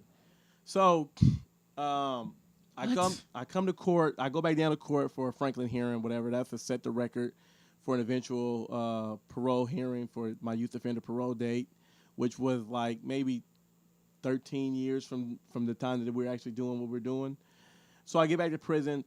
Two of my best friends, Keith Dashiell and Dominique Tanks, who are both out, former lifers. Congratulations, of course. Yeah. Keith is a computer analyst a software analyst at Cash App. He learned how to computer code in prison. And Tanks is actually working on. Send me some cash out money. He's helping Karen Bass with her mayoral candidacy. Yeah, I got great friends. And so I come to the yard. They're like, "Hey, bro, did you put in your commutation?" I was like, "Nah." They're like, "Man, put it in, man." I'm like, "Damn, what, y'all gonna jump me or something?" So they're like, "Nah, man, just put it in. You gotta put it in." And I was like, all right. This how you do it. I already had, and this how I knew that it was my time. Because I forgot how I came up on it, but I ended up coming up on commutation before. And I had my teacher print the papers out for me. But I'm looking at the commutation like, what would it take for somebody to commute my sentence? I'm like, well, I'm going to have to probably do something astronomical while What I'm does in that prison. mean? Commute your sentence. It's a What is that? reduction. So it's Okay. Clemency. Okay, gotcha. And it's rarely given out. It used to be in California, the only way you would get your sentence commuted or receive clemency, somebody in your family have to know the governor or know their advisors. Okay. Or have donated a big chunk of change to a campaign. Got you. You know what I'm saying? And so, shout out Jerry Brown for commuting my sentence. Shout out Newsom for granting it. So, Jerry Brown, when he was a governor in '76, he's the one who stopped the open sentences and came up with the mandatories. Mm-hmm. And that's when the prison population grew out of control. So in his last stint as governor, he said that he felt bad. He felt responsible for so many prisons and so many people being incarcerated. And so his wife said, well, why don't you use the power you have and grant clemency to those who deserve it or worthy of it, right? And so I wrote the governor's office, asked for an application for commutation, got it back while we're on lockdown, filled it out, created my commutation packet that I was going to put together and send into the office. And that was one of the longest waits for me, bro, because this kid named Abel, he ended up getting his sentence commuted first, which was understandable. This kid never had no gang ties, no nothing, worked in the program office around all the high-ranking police, got chronos from captains, lieutenants, and it makes sense. Okay. There's another guy waiting with me. His name was Ronnie Wagner. He got his sentence commuted too. He had an LWOP. We worked together in education. So I was like, when I heard Abel got his sentence commuted, I ran to education the next day. I'm like, hey, Ronnie, you get your sentence commuted? He's like, nah. All right, I feel cool. I feel better. I said, no disrespect, but I feel better now because if both of y'all would have got it and I didn't get it, I would have been feeling like real weird. Yeah. So right before Christmas, got my sentence. My commutation was granted. I got my sentence reducted from 58 to life to 15 to life, which gave me meaningful action at parole very soon. So I started that process, creating a relapse prevention plan, writing a crime impact statement, remorse letter to the family, also to the city of Inglewood. Went to parole, was denied. They said that my gang ties were still too recent for them.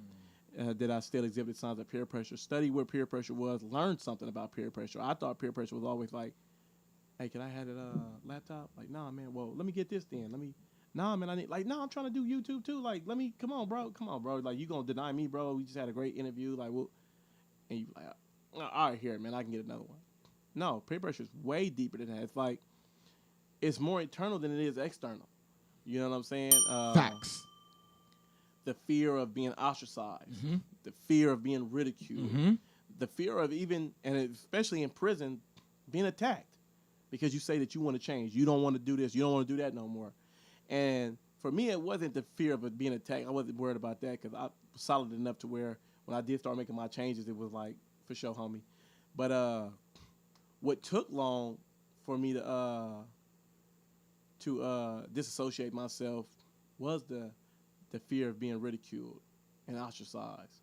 Because here it is, this whole time I've been incarcerated, when I pull up, oh, what's up, cuz? What up, bro? Now it's like, Niggas don't know they don't know what to say. they just, you know what I'm saying? But it was more so like the people who knew me was like, what's up, bro? What up? You know what I'm saying? And I had to make the pattern. My Muslim brother Musa, shout out my boy Dennis Hamilton. That was a good brother right there, a.k.a. Musa. He's definitely on the dean still. But I said, Musa, how do I do it? How do I break away? So before I That's a hell of a question, man. Your willingness to learn, you soaking everything up from the chaplain, you asking these people these questions is crazy, man. Yeah. Tell me what Moose said to you. So dog. Musa told me, he said, you know what? Because Musa was like, give him less and less time. He said, how often do you go to the table? And for those who don't know, the tables is the gang areas. You got like the neighborhood table, Raymond table, East Coast table. You got the Damu table.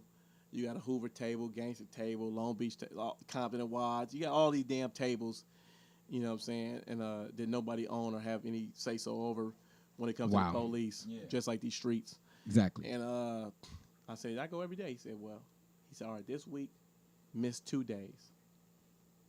I said, all right. I only missed one. I said, Musa, I only missed one. He said, I knew you would only miss one. That's why I said 2, so that the one wouldn't be hard for you.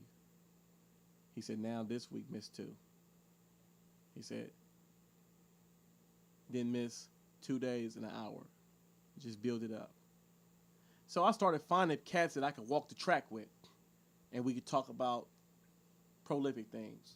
We might even just be goofing off. We might be talking about girls back in, oh, man, I used to date this girl. Well, yeah, man, I remember, like, but I always hung with the OGs because the OGs had the knowledge.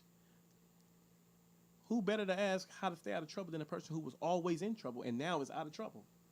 So, you know, shout out my boy Steve Martinez as well, man. OG up out of Sacramento, a real live street legend. And he changed his life. And I used to be with him all the time. You know what I'm saying? He would call me kid, you know what I'm saying? He's like, what's up, kid? Big old light-skinned dude. You know what I'm saying? Hella cool. And I remember one time being inside a building maintenance was a class. We learned how to build houses. And the teacher would leave. We would go jump on the phone, right? So I'm about to get on the phone. And he was like, hey, man. He like, Roscoe, you got life. Them fools ain't got life. If you get caught, he said, man, they can hit you with attempted escape. And you trying to blow your chance on getting out of prison? Boom. All you got to tell me is something right one time. Mm-hmm. Because now I'm mature enough to receive. You see what I'm saying? When you're not mature enough to receive it, it's like casting pearls before swine. The pigs don't know that that's precious. Yeah. They're going to trample it. Mm-hmm. So I could receive. I said, all right, stop doing it, right? Nardi, who I told y'all about, was my original mentor. Nardi was from Skyline in San Diego. And, no, my bad. Sorry, Nardi. Lincoln Park.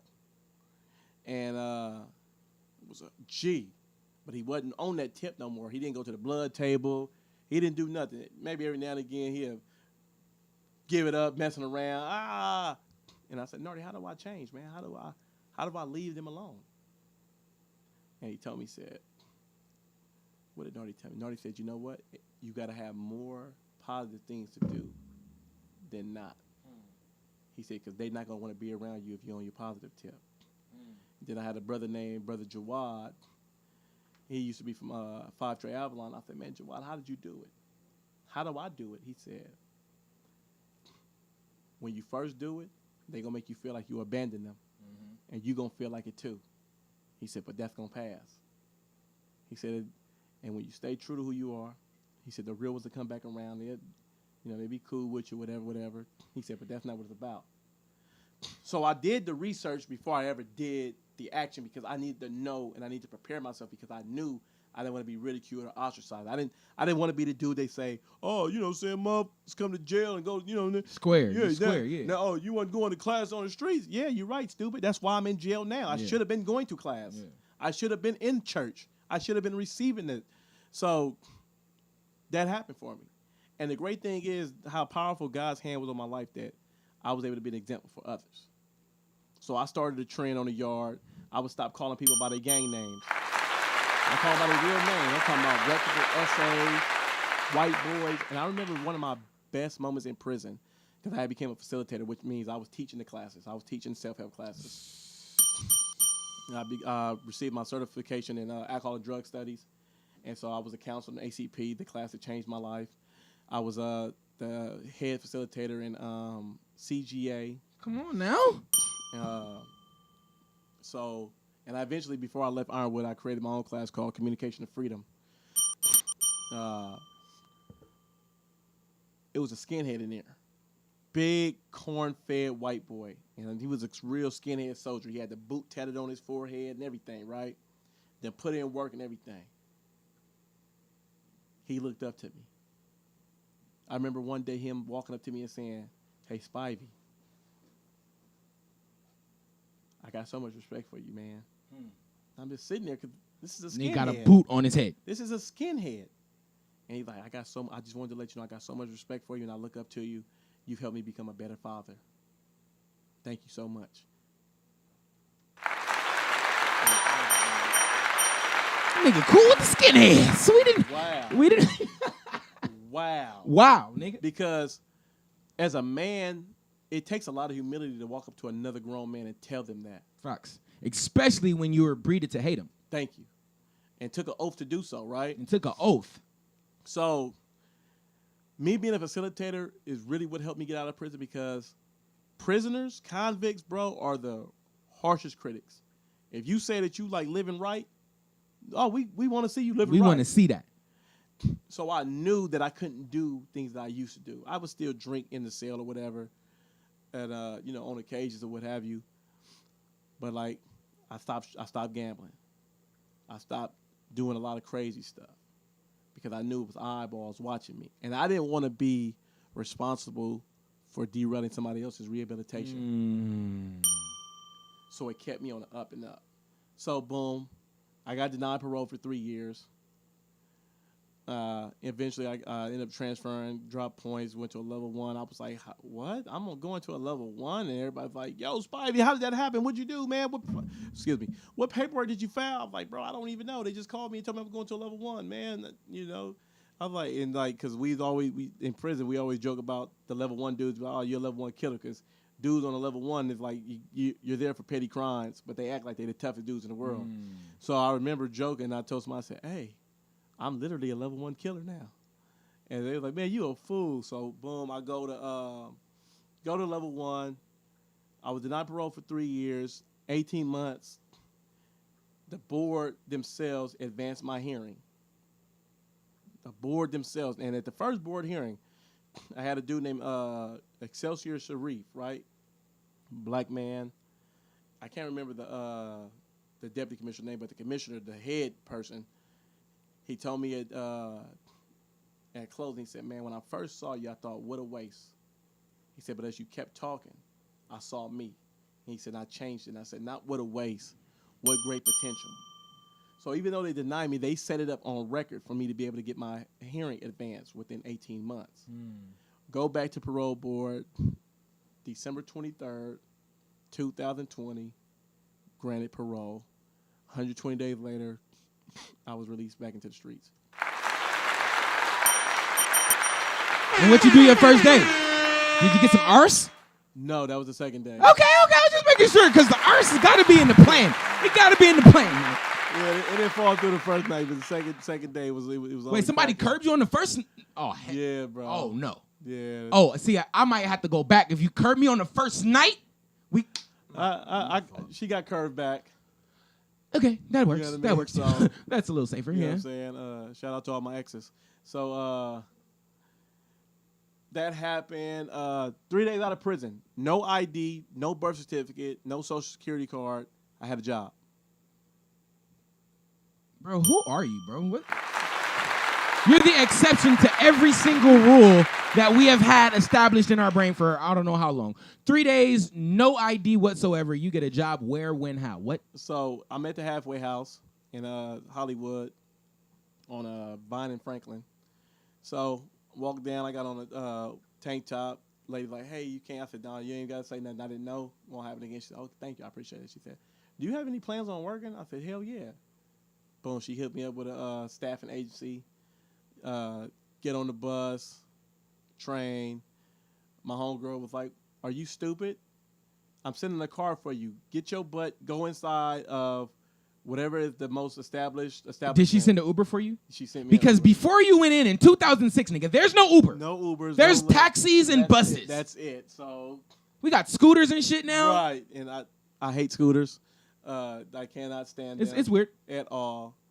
You guys are not drivers At all. You know, so I'm sorry. Let me. They're get back pedestrians. on. No, we understand. But go out there. I'm talking to the guy who she had to connect with, and he was like, "Hey man, make sure you go to the job."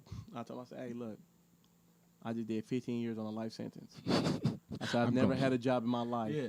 I said, "I want to work." He said, "You gonna be appreciative?" And I said, "Yeah." So he sent me to, I like to call the Spanish Amazon.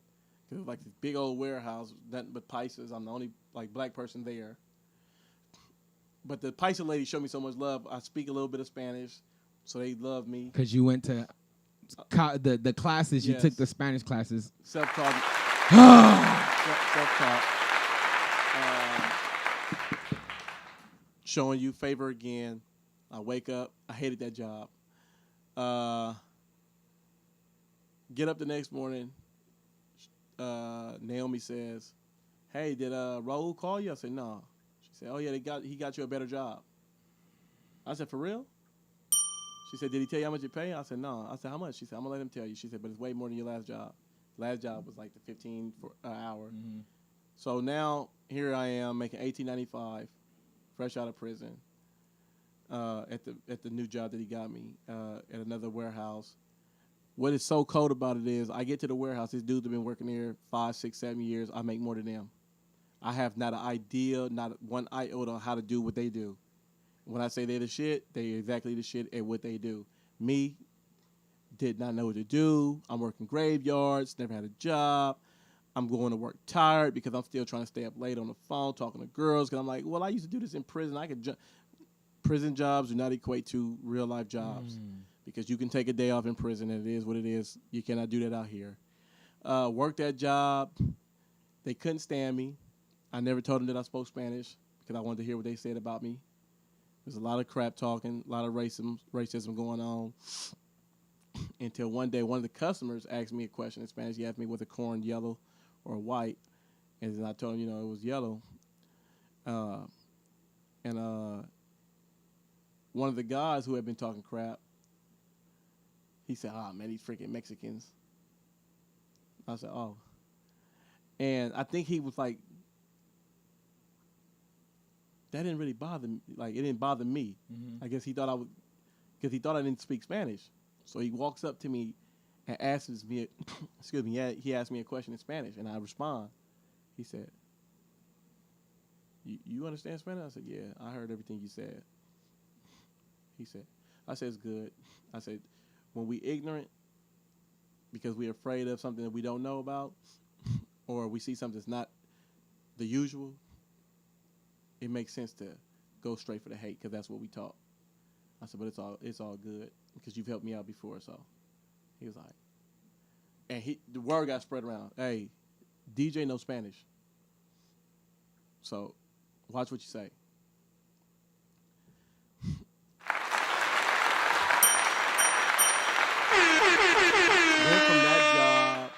started working at Caltrans, and my best friend, he did not want me to work at Caltrans. My boy Keith was like, "No, bro, you too smart for that. We want you working at ARC." And I was like, "No," because I had to go work at Caltrans. I had to work for the state because the state made so much money off of me. Now I want them to write me a check. But working at Caltrans felt like I was back in prison, so I had to quit. But I'd say this, Caltrans, I thank God for Caltrans because, one, because of working at Caltrans, I was in the right place when I needed to be when I went viral and while I was in Hollywood. Had I still been working at that other job, I wouldn't have been on the streets at that time when I ran into Jadion. Number two, now I do private security for celebrities. And Well, I need some security guards for August Fest. Can you hook me up? oh, for real? Yeah, dead ass. All right, after this, I'll call my boss. Okay. Yes! Yes! Yes! Yeah. Why you don't get excited, bro? All the years of heartbreak fucking just- with them I'm Eagles, just that's like- why. Oh, no. Oh, yeah. I just remember Yeah. when they knocked out your boy. Don't do that. Bing! Don't do that. Because we 1 for 1. Don't do that. That's cool. Don't do that. But you only as good as your last one. Will y'all ever be back, though? Probably before the Patriots. Stop. No. Stop, bro. I can't. That's been God Talk, y'all. We're going to end the show right there. But just the moment about you going viral, let's talk about that because when we rekindled in the mall right outside of Foot Locker, again, shout out to Shoes for just making great things happen. You say you a YouTube star. You got a YouTube show, Yeah. Triple R Podcast, Yeah, right? Triple R All right, Podcast. bust that down, man. So, bam, I'm walking down the street, bro. So when I got out of prison, well, while I was in prison, I used to listen to Up on Game podcast, right? And with Place Go Birds and all them. Yep. So I was like, damn, I want to do this. But I want to do a motivational version, inspiration. Because of my life story, I said, well, if I could change one person, right? And it's crazy because I'm like real big into Marvel. And you seen Endgame before? Yeah. So you remember when she came was like he was like the Hulk was like I need that stone. She said, well, if I give it to you, and I said, well, that's what happens when you commit a murder. You break this loop in time because you alter history permanently. Because I always tell people this: when you kill a person, you kill everything that was going to come forth from them. So if I never killed my victim, that person had a kid, and then that person had a kid, and then that person had 2 kids, and later on down the line, that one kid cured cancer. It came from that one. It came from my victim. So since I took that away from the world, I need to change the world again, but in a positive sense. So if I could change one person's life, get one kid, one person, one adult to stop doing what they're doing and go and be better, then I am responsible for altering the world, the universe, in a positive manner. Let me ask you this. With you taking somebody's life, do you think that you have done enough? Do you think you have done the best in your physical possibilities to make that right? No. What can you do more, or what do you plan to do more? I can never do anything to replace that because I've been asked this question before, or this question was asked in prison. But so the rebuttal is, how valuable is your life? So if your life is invaluable, if you can't put a price on it, if your life is priceless, then how can I repay a priceless? But it's more. debt? My question is more, just more personal, just about your journey after. Do you believe that you have really dedicated your life to making things right enough for right now to be where you are? And that's the question. Do you feel like you've done everything in your possible life? Is me being sober messing me up right now? Have you done everything in your life to make sure that this is right enough for you, as much as in your control? Do you think you've done that? So that's a hard one to answer, truly.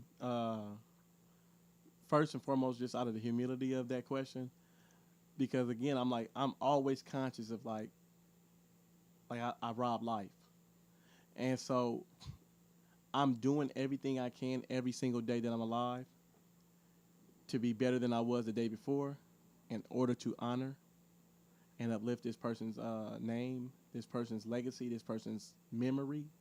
That way, So my ultimate goal is to become a motivational speaker.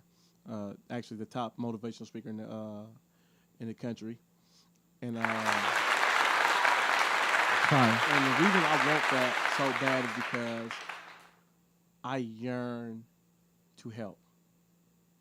I yearn to help like a sneakerhead yearns a new release, and I'm a sneakerhead, so it's like if somebody told you right now, Okay. yeah, I had on the Jackies the other day. Yeah, I seen you. Yeah, so I seen it. I was just checking. so it's like I cannot not help.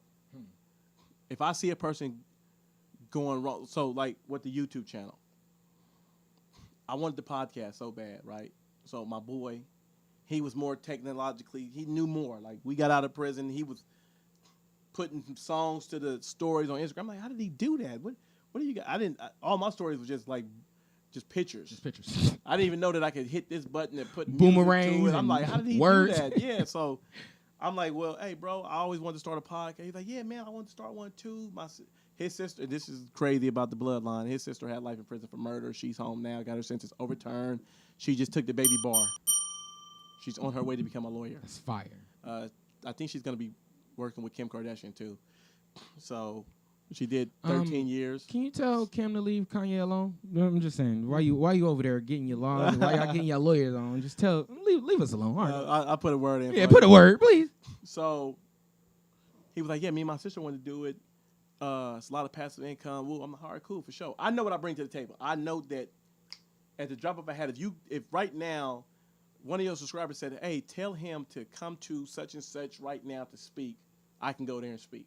And make I don't it need valuable. to sit there and I need some time to. No. What are we talking about? Boom, I can go. I took Toastmaster while I was in prison as well. So Toastmaster, what's that? It, public speaking. Okay, got it. And then I also took a class on public speaking in college. So, lost train of thought for a second. So, I him wanted and his to do sister that, making a podcast. but it was taking him forever. Mm-hmm. I'd be like, hey, bro, what's up with the podcast? We still gonna do it? Like, yeah. And it was not out of malintention. And this is, and I go back to say, like, how great God is. Because when God has something for you, he wants to give it to you. That way you know it came from him. Not, all right, Sean put me on and wooty whoop. He's like, no, you're going to learn how to do this. Mm-hmm. So I was sitting in Taco Bell one day. And I was like, well, let me just pull out my phone and make a video. So the original name of my channel was supposed to be Real Shit. Because I was just going to be giving it to you raw. So I dropped it, put it on TikTok, upload to YouTube, changed the name, and then got feedback from family members and close friends, and they were saying, man, the message is good, the name is whack. I'm like, well, what do you mean? My boy said, look, what you said in that video was great, but if I asked my son, hey, what you watching? He told me, oh, Real Shit, he said, I'd turn it off. Mm. Mine said, David, you're too intelligent, you need to pick a better name. So me and my little cousin was going over different things. He was like, what about Real Recognize Real? I was like, yeah, Triple R. And so when I did it, I spelled it TRIPPLE, R podcast, and the PP is positiveness and progression. That's what the 2 P's stand for. The 3 R's, Real Recognize Real. And so I changed the name, started making a little bit more videos, had like 41 subscribers, all friends and family and friends of theirs. And I was trying to run it up. Walking down the street, I leave Caltrans. I had 112 TikTok followers. 45 to 50 of them were spam accounts that would follow you. And I was just like, well, I'm going to do it because I'm trying to get my 1,000 so I'll be able to go live. And so get off work early. I get back to Hollywood super early. I was working in Granada Hills. And so I'm like, what am I going to do? I'm like, should I go straight to the gym? Should I go to the halfway house? If I go to the halfway house, I'm probably going to go to sleep. So I'm walking. I see this girl that I used to always see on my way to the gym. And I was like, well, let me go see what's up with her. Say what's up to her and stuff, because I never get to just holler at her or nothing. Boom, I was like, oh, she with her boyfriend. I'm like, boom, let me walk back this way. So I'm walking. I get to Ivar and Hollywood Boulevard. I see this black dude. He got on a shirt that says Raw Dog. Raw Dogger or something, right? So I make a joke. I said, man, that used to be me back in the day. So he laughed. He said, man, no, it's really a real thing. Like, Google us. I said, okay, for sure. But then, boom, I'm like, wait a minute, is that somebody filming him?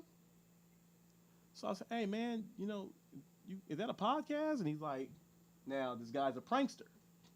This is another example of the power of God. This dude makes his living. He's notorious for doing pranks. He's the guy who got his hair cut at the basketball game. And so shout out Jadion, man, because he definitely shouted me out and threw me in the stratosphere. He's like, yeah, Joe Rogan podcast.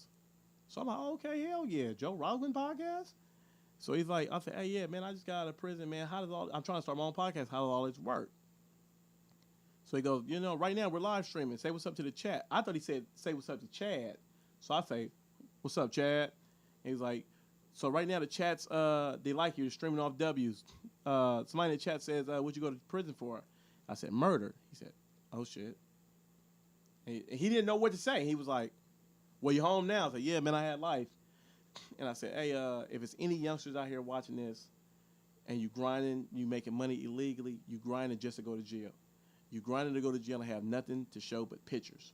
Because a lot of the dudes that who've gone to jail, who was like real big bosses, had a lot of bread on the streets, bro, a lot of the time it does not transfer into prison with them. Girls run off with money, family, especially when you get a lot of time. Family members start messing off your money. So I done been in jail with dudes who, when you look at their pictures, they was up. And now they got to ask you for a soup. You know what I'm saying? Or dudes that was having it their way and now they in prison and they don't got no way to have it. So I was just wanting the kids to know, like, all you're going to have is you're going to be throwing all these stones at the prison just to show pictures. So you can call, hey, Sean, go on my Instagram and print my pictures for me, man. Got to show these dudes how they living, man. You know what I'm saying? Hey, you think you can send me $25 or something, too? Oh, man, it's kind of hard right now. But you just tricked off $400-500 on a female who you didn't even get to hit. You just was trying to impress her. So that maybe in 2 weeks you can hit. Because she's playing hard to get. Right? So I always try to warn these kids that don't turn your back on the ones that love you for the ones who will abandon you. Mm-hmm. Because that was one of the biggest things I learned when I was in prison was that, those that I turned my back on, I didn't know that the whole time they were still standing there waiting on me to turn back around. And the people that I turned my back on them for turned their back on me. It never turned around. Facts. You feel me? So my biggest thing is I want kids to know, like, you have an opportunity, right? No matter what you're going through, no matter what choices you made. And I always say, I don't care if you gang bang. I don't care if you sell drugs, if you doing drugs, you're a thief, booster, whatever they call them, you're a prostitute. You don't have to stay that. If you want better for your life, better is out there. You will get better if that's what you want. Your intentions have to be set on that. And number one, you have to believe that you're worthy of it. You have to believe that no matter what you've done, and this was big for me, and I know it's hard it's hard to forgive yourself and put yourself in a position to receive the blessings of God. Because you can't block your blessings by not believing. You be like Doubting Thomas. You know what I'm saying? So it's like, go to God. Go to your higher power, your creator, whomever it is that you receive that spiritual strength from, because you need a spiritual connection in order to make it and overcome challenges in life. So go to that person, ask for forgiveness, and know that they will forgive you. Receive that in your spirit and in your mind. Understand that you are forgiven, that what you've done is no longer who you are. And start working on a new person. Who you want. They say have the vision board. But have a vision board for you. Not just of the material things you want, the characteristics you want. I want to be upstanding. I want to be honorable. Punctual. I want to, exactly. Yeah. I want all these things. I want to be that. If I make a mistake, I want to have enough courage to say, my bad. Hey, I apologize for that. I want to say, if I wronged you, hey, brother, I apologize for that. Can you forgive me? Can we work that out? If I wronged you, I want to be able to make that right. I want to pay my reparations to you. How did I harm you? Brother, we were supposed to do the show. I lost a sponsorship because of that. What can I do? What can I do to make that right? Can I do this, that? Can I come watch the party bus? Can I, because you was counting on me and I let you down. Can I fix that? I want to repair that. I don't want to have that old, it is what it is. Shit, I ain't tripping. You asked me. No. I try to live my life today honoring first and foremost the victim of my crime, their family, but also all my victims from the times I've stolen out of stores, broken in a home, bust somebody's window, stole from the ice cream truck. I want to honor everybody that I've ever done wrong. Girls I cheated on, and my mom that I lied to, people that I lied to, teachers that tried to help me, but I shunned them. I try to live my life every day and be the person that they was wanting me to be, the person they was expecting me to be, the person that is worthy of being respected. You can't do that if you live in your life, oh well, I ain't seen him in 15, 16 years. Who cares if I don't see him no more? No. That's not how life works. If you want to live upstanding, you got to be doing good for good to continue to come back to you. Do you lose sleep at all? No. My girlfriend always clowns because I when I first came out, I was going to sleep in movie theaters and everything. Because that was so uncomfortable, or that process of you trying to go to sleep in there wasn't easy. No, it wasn't. You know what? I gained peace a long time ago. I gained peace a long time ago. And I really received God's forgiveness. And I told myself, if God forgives me, who am I to hold myself in tarnation? So when can we find your podcast? When do you go live? Is it pre-recorded? How can we follow along? So I do inspiration, motivational videos. I live stream. So you can. I'm on YouTube. RRTRIPPLE space R podcast. Type me in, search bar, pop up. You see the face, you'll know it's me. Like, subscribe, share, comment. I'm very engaging with my fans. Well, I don't call them fans. I call them the Army for the Triple R. You know what I'm saying? So I engage with the Army heavily. I got a Discord for people who really want to be engaged with each other as well as myself. And I'm on TikTok. It's always in first 88, ALWAYZ, the letter N, FIRST, the number 8. I'll post on there, Instagram, triple _R_ general. I'm on there. DM is always open to anybody. I'm open book. I don't hide it because I feel like if you hide it, you'll hurt somebody who need to hear that real. You know, everybody don't want imitation crab meat. Some people only want that real. Yeah. So I want to always give them that real. I would believe your story more if you had like tats on your face or something. Like if you had like some tattooed tears and like "wow nigga" on your forehead or something, maybe I'll believe it. But you still look like David on West Bus getting on that motherfucking bus on Christian Florence with the backpack. I cannot unsee that no matter what. And I got a feeling that's kind of what God sees as well. And you know what? The reason why, because I got tattoos all here, here, on my back. My mom asked me not to get all them tattoos on my face and all that stuff. You honored that. I did. And also, I remember when I had a homeboy, I got a tattoo that's right here that he wanted me to get across my neck. It's a gang tattoo.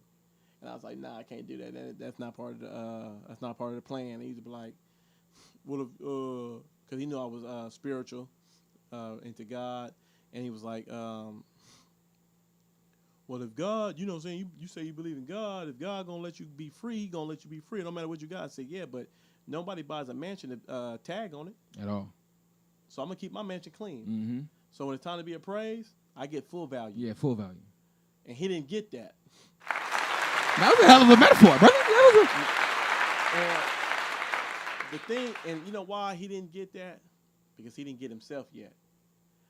And we always sell ourselves short when we don't fully understand who we are.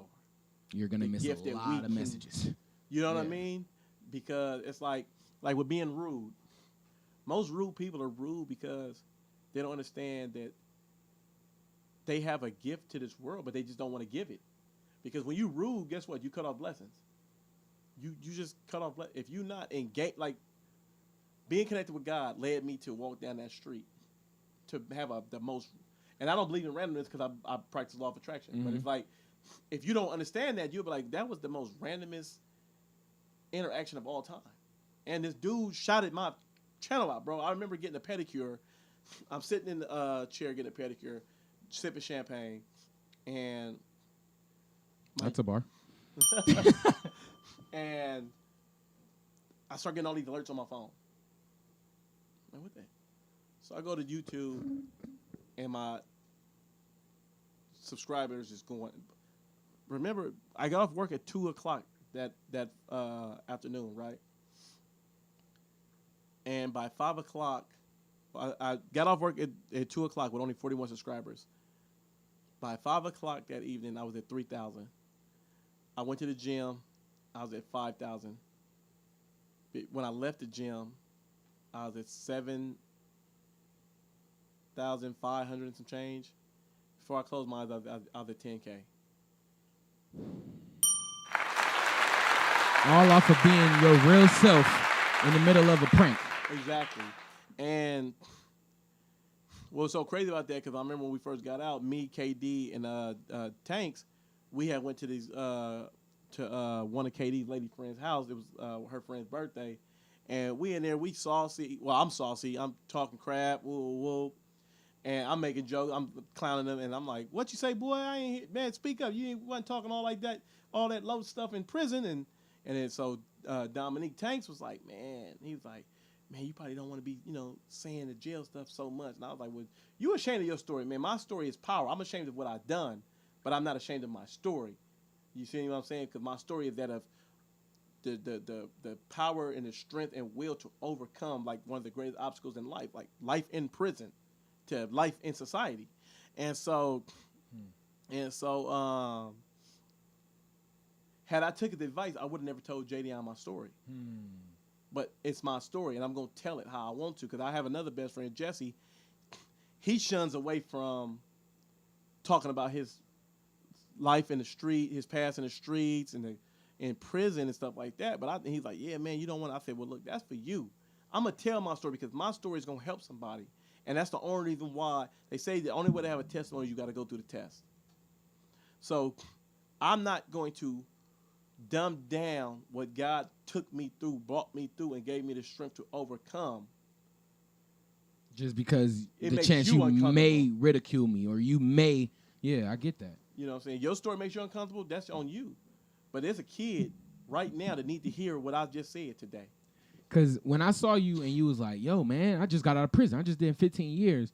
And I'm familiar with a lot of people maybe saying that, but they kind of use it as a badge of an honor or a real nigga award or something like that. Right. But when you told me, it was like, that's a story there. And it felt like you told me because I knew who you were before. Exactly. And it was like, okay, I missed the middle, but he's going to fill me in. But I was able to see him on the bus, and I'm seeing him now with a smile on his face, getting his jewelry clean, spending some bread at the mall, around back to. You remember Tyrone from Taft?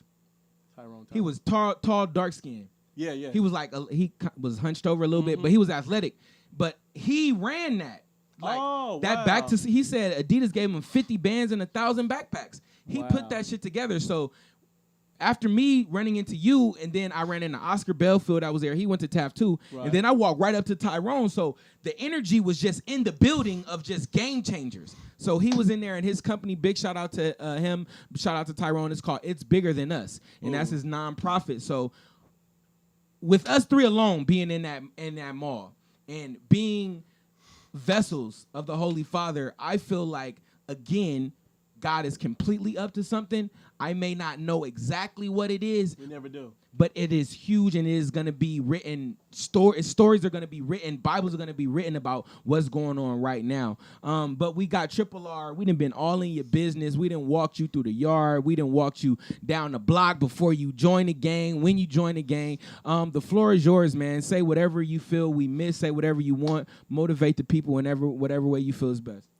So I definitely appreciate this, man, because one of my goals is to grow my channel to 1 million subscribers this year. We at 135,000 right now. Don't stunt, because I only got 800. Okay. Hey, shout out to 800. And shout out to 800, man. Shout out 800, man. Shout out y'all. Shoot, 800. Excuse me, especially when they loyal. That's solid. Facts. You know, because they just had. I just seen a girl had 2.6 million, and she tried to sell some shirts and couldn't even sell them. So, Ouch. You know, but I'm building my core followers. Because I got a lot of followers just because of the JDon shout out. But I have a lot that's been engaging with me. So my goal is to grow to 1 million this year. The 1 million will show me my growth. But more importantly than anything, man, because it's not about just like, oh, yeah, I got 1 million subscribers on YouTube. Oh, yeah, I got this. Oh, I got. No. I just want to be a vessel for change, hope, and redemption. Right now, to anybody that's listening, no matter what you're going through, no matter what you've been through, no matter what you facing or will face, understand that you got this.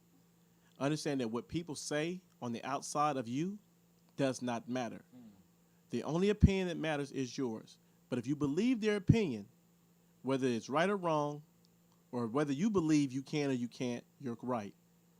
The power of the mind is so strong because it dictates feelings, urges, and creates actions. No matter what you're going through, just tell yourself, I got this. No matter what's going on, I got this. My man's bus got broken into, but he got this. Never allow circumstances to define you. I want everybody that's listening to this, who will listen to this, or who will talk about this, take this away. You're never too small to overcome anything. So stop allowing the circumstances to define you, and you define them. What you're hearing today was purposeful. Facts. You were meant to hear this. How? How do I know that? Because I was supposed to die in prison. And if man's will would have taken precedence, you wouldn't have heard this. But God. Always remember that when you're going through something, always just say those two words, but God. And you can fill in whatever, but God will supply, but God will nourish, but God will direct, but God will protect. And don't give up.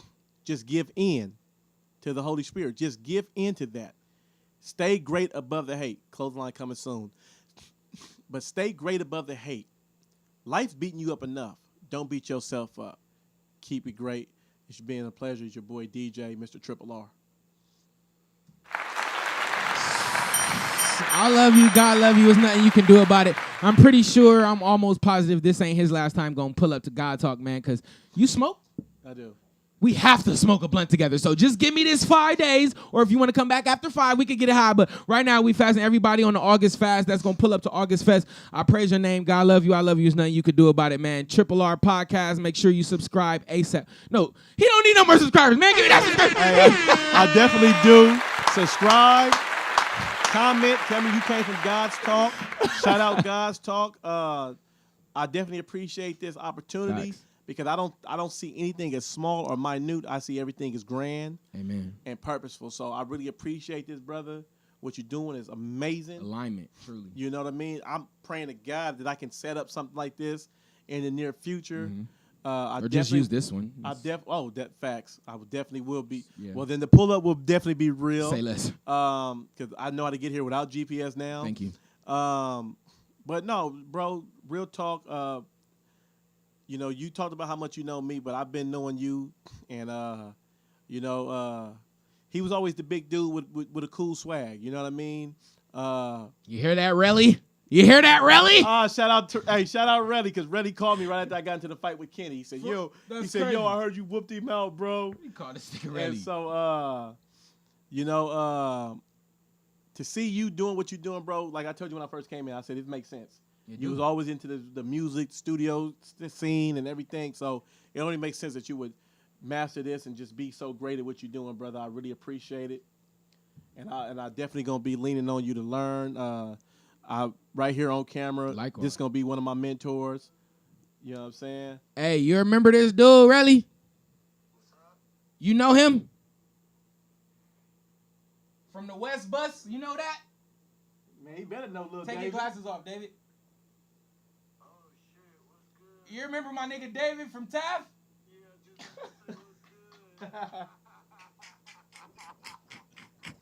Nigga was just leaking. He said you hit him up right after that Kenny fight, nigga.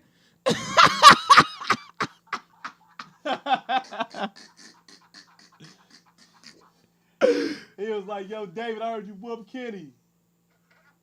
That shit funny, man. But you know, I had to call you while we was on the show. Let me put it on the record. Justin instigated. He definitely instigated. August instigated the whole I'll be thing. staying out of that, man. He instigated that.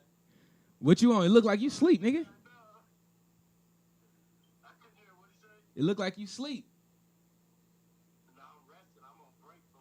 Oh shit. Oh yeah. Get my bad. Get your rest, nigga.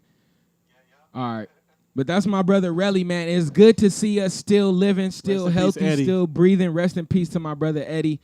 We got a lot of things to accomplish. We got a lot of unity to grow. We got a lot of maturing to do, man. And today is only a step further in the right direction. So again, shout out to my brother DJ for pulling up and being an open book. Hopefully he'll pull up and get cracking with Triple R here some kind of way, and we just become family after that. Fast. Ain't no hesitance about it. But again, I'll see y'all on Wednesday. Y'all already know, somewhere between 9 and 10, and then we're gonna wrap it up on Friday, and we're gonna finish Friday. We're gonna be fun. We're gonna celebrate this fast, and we're gonna smoke a big blunt together, and that's all. All right, God Talk Live, man. Peace out.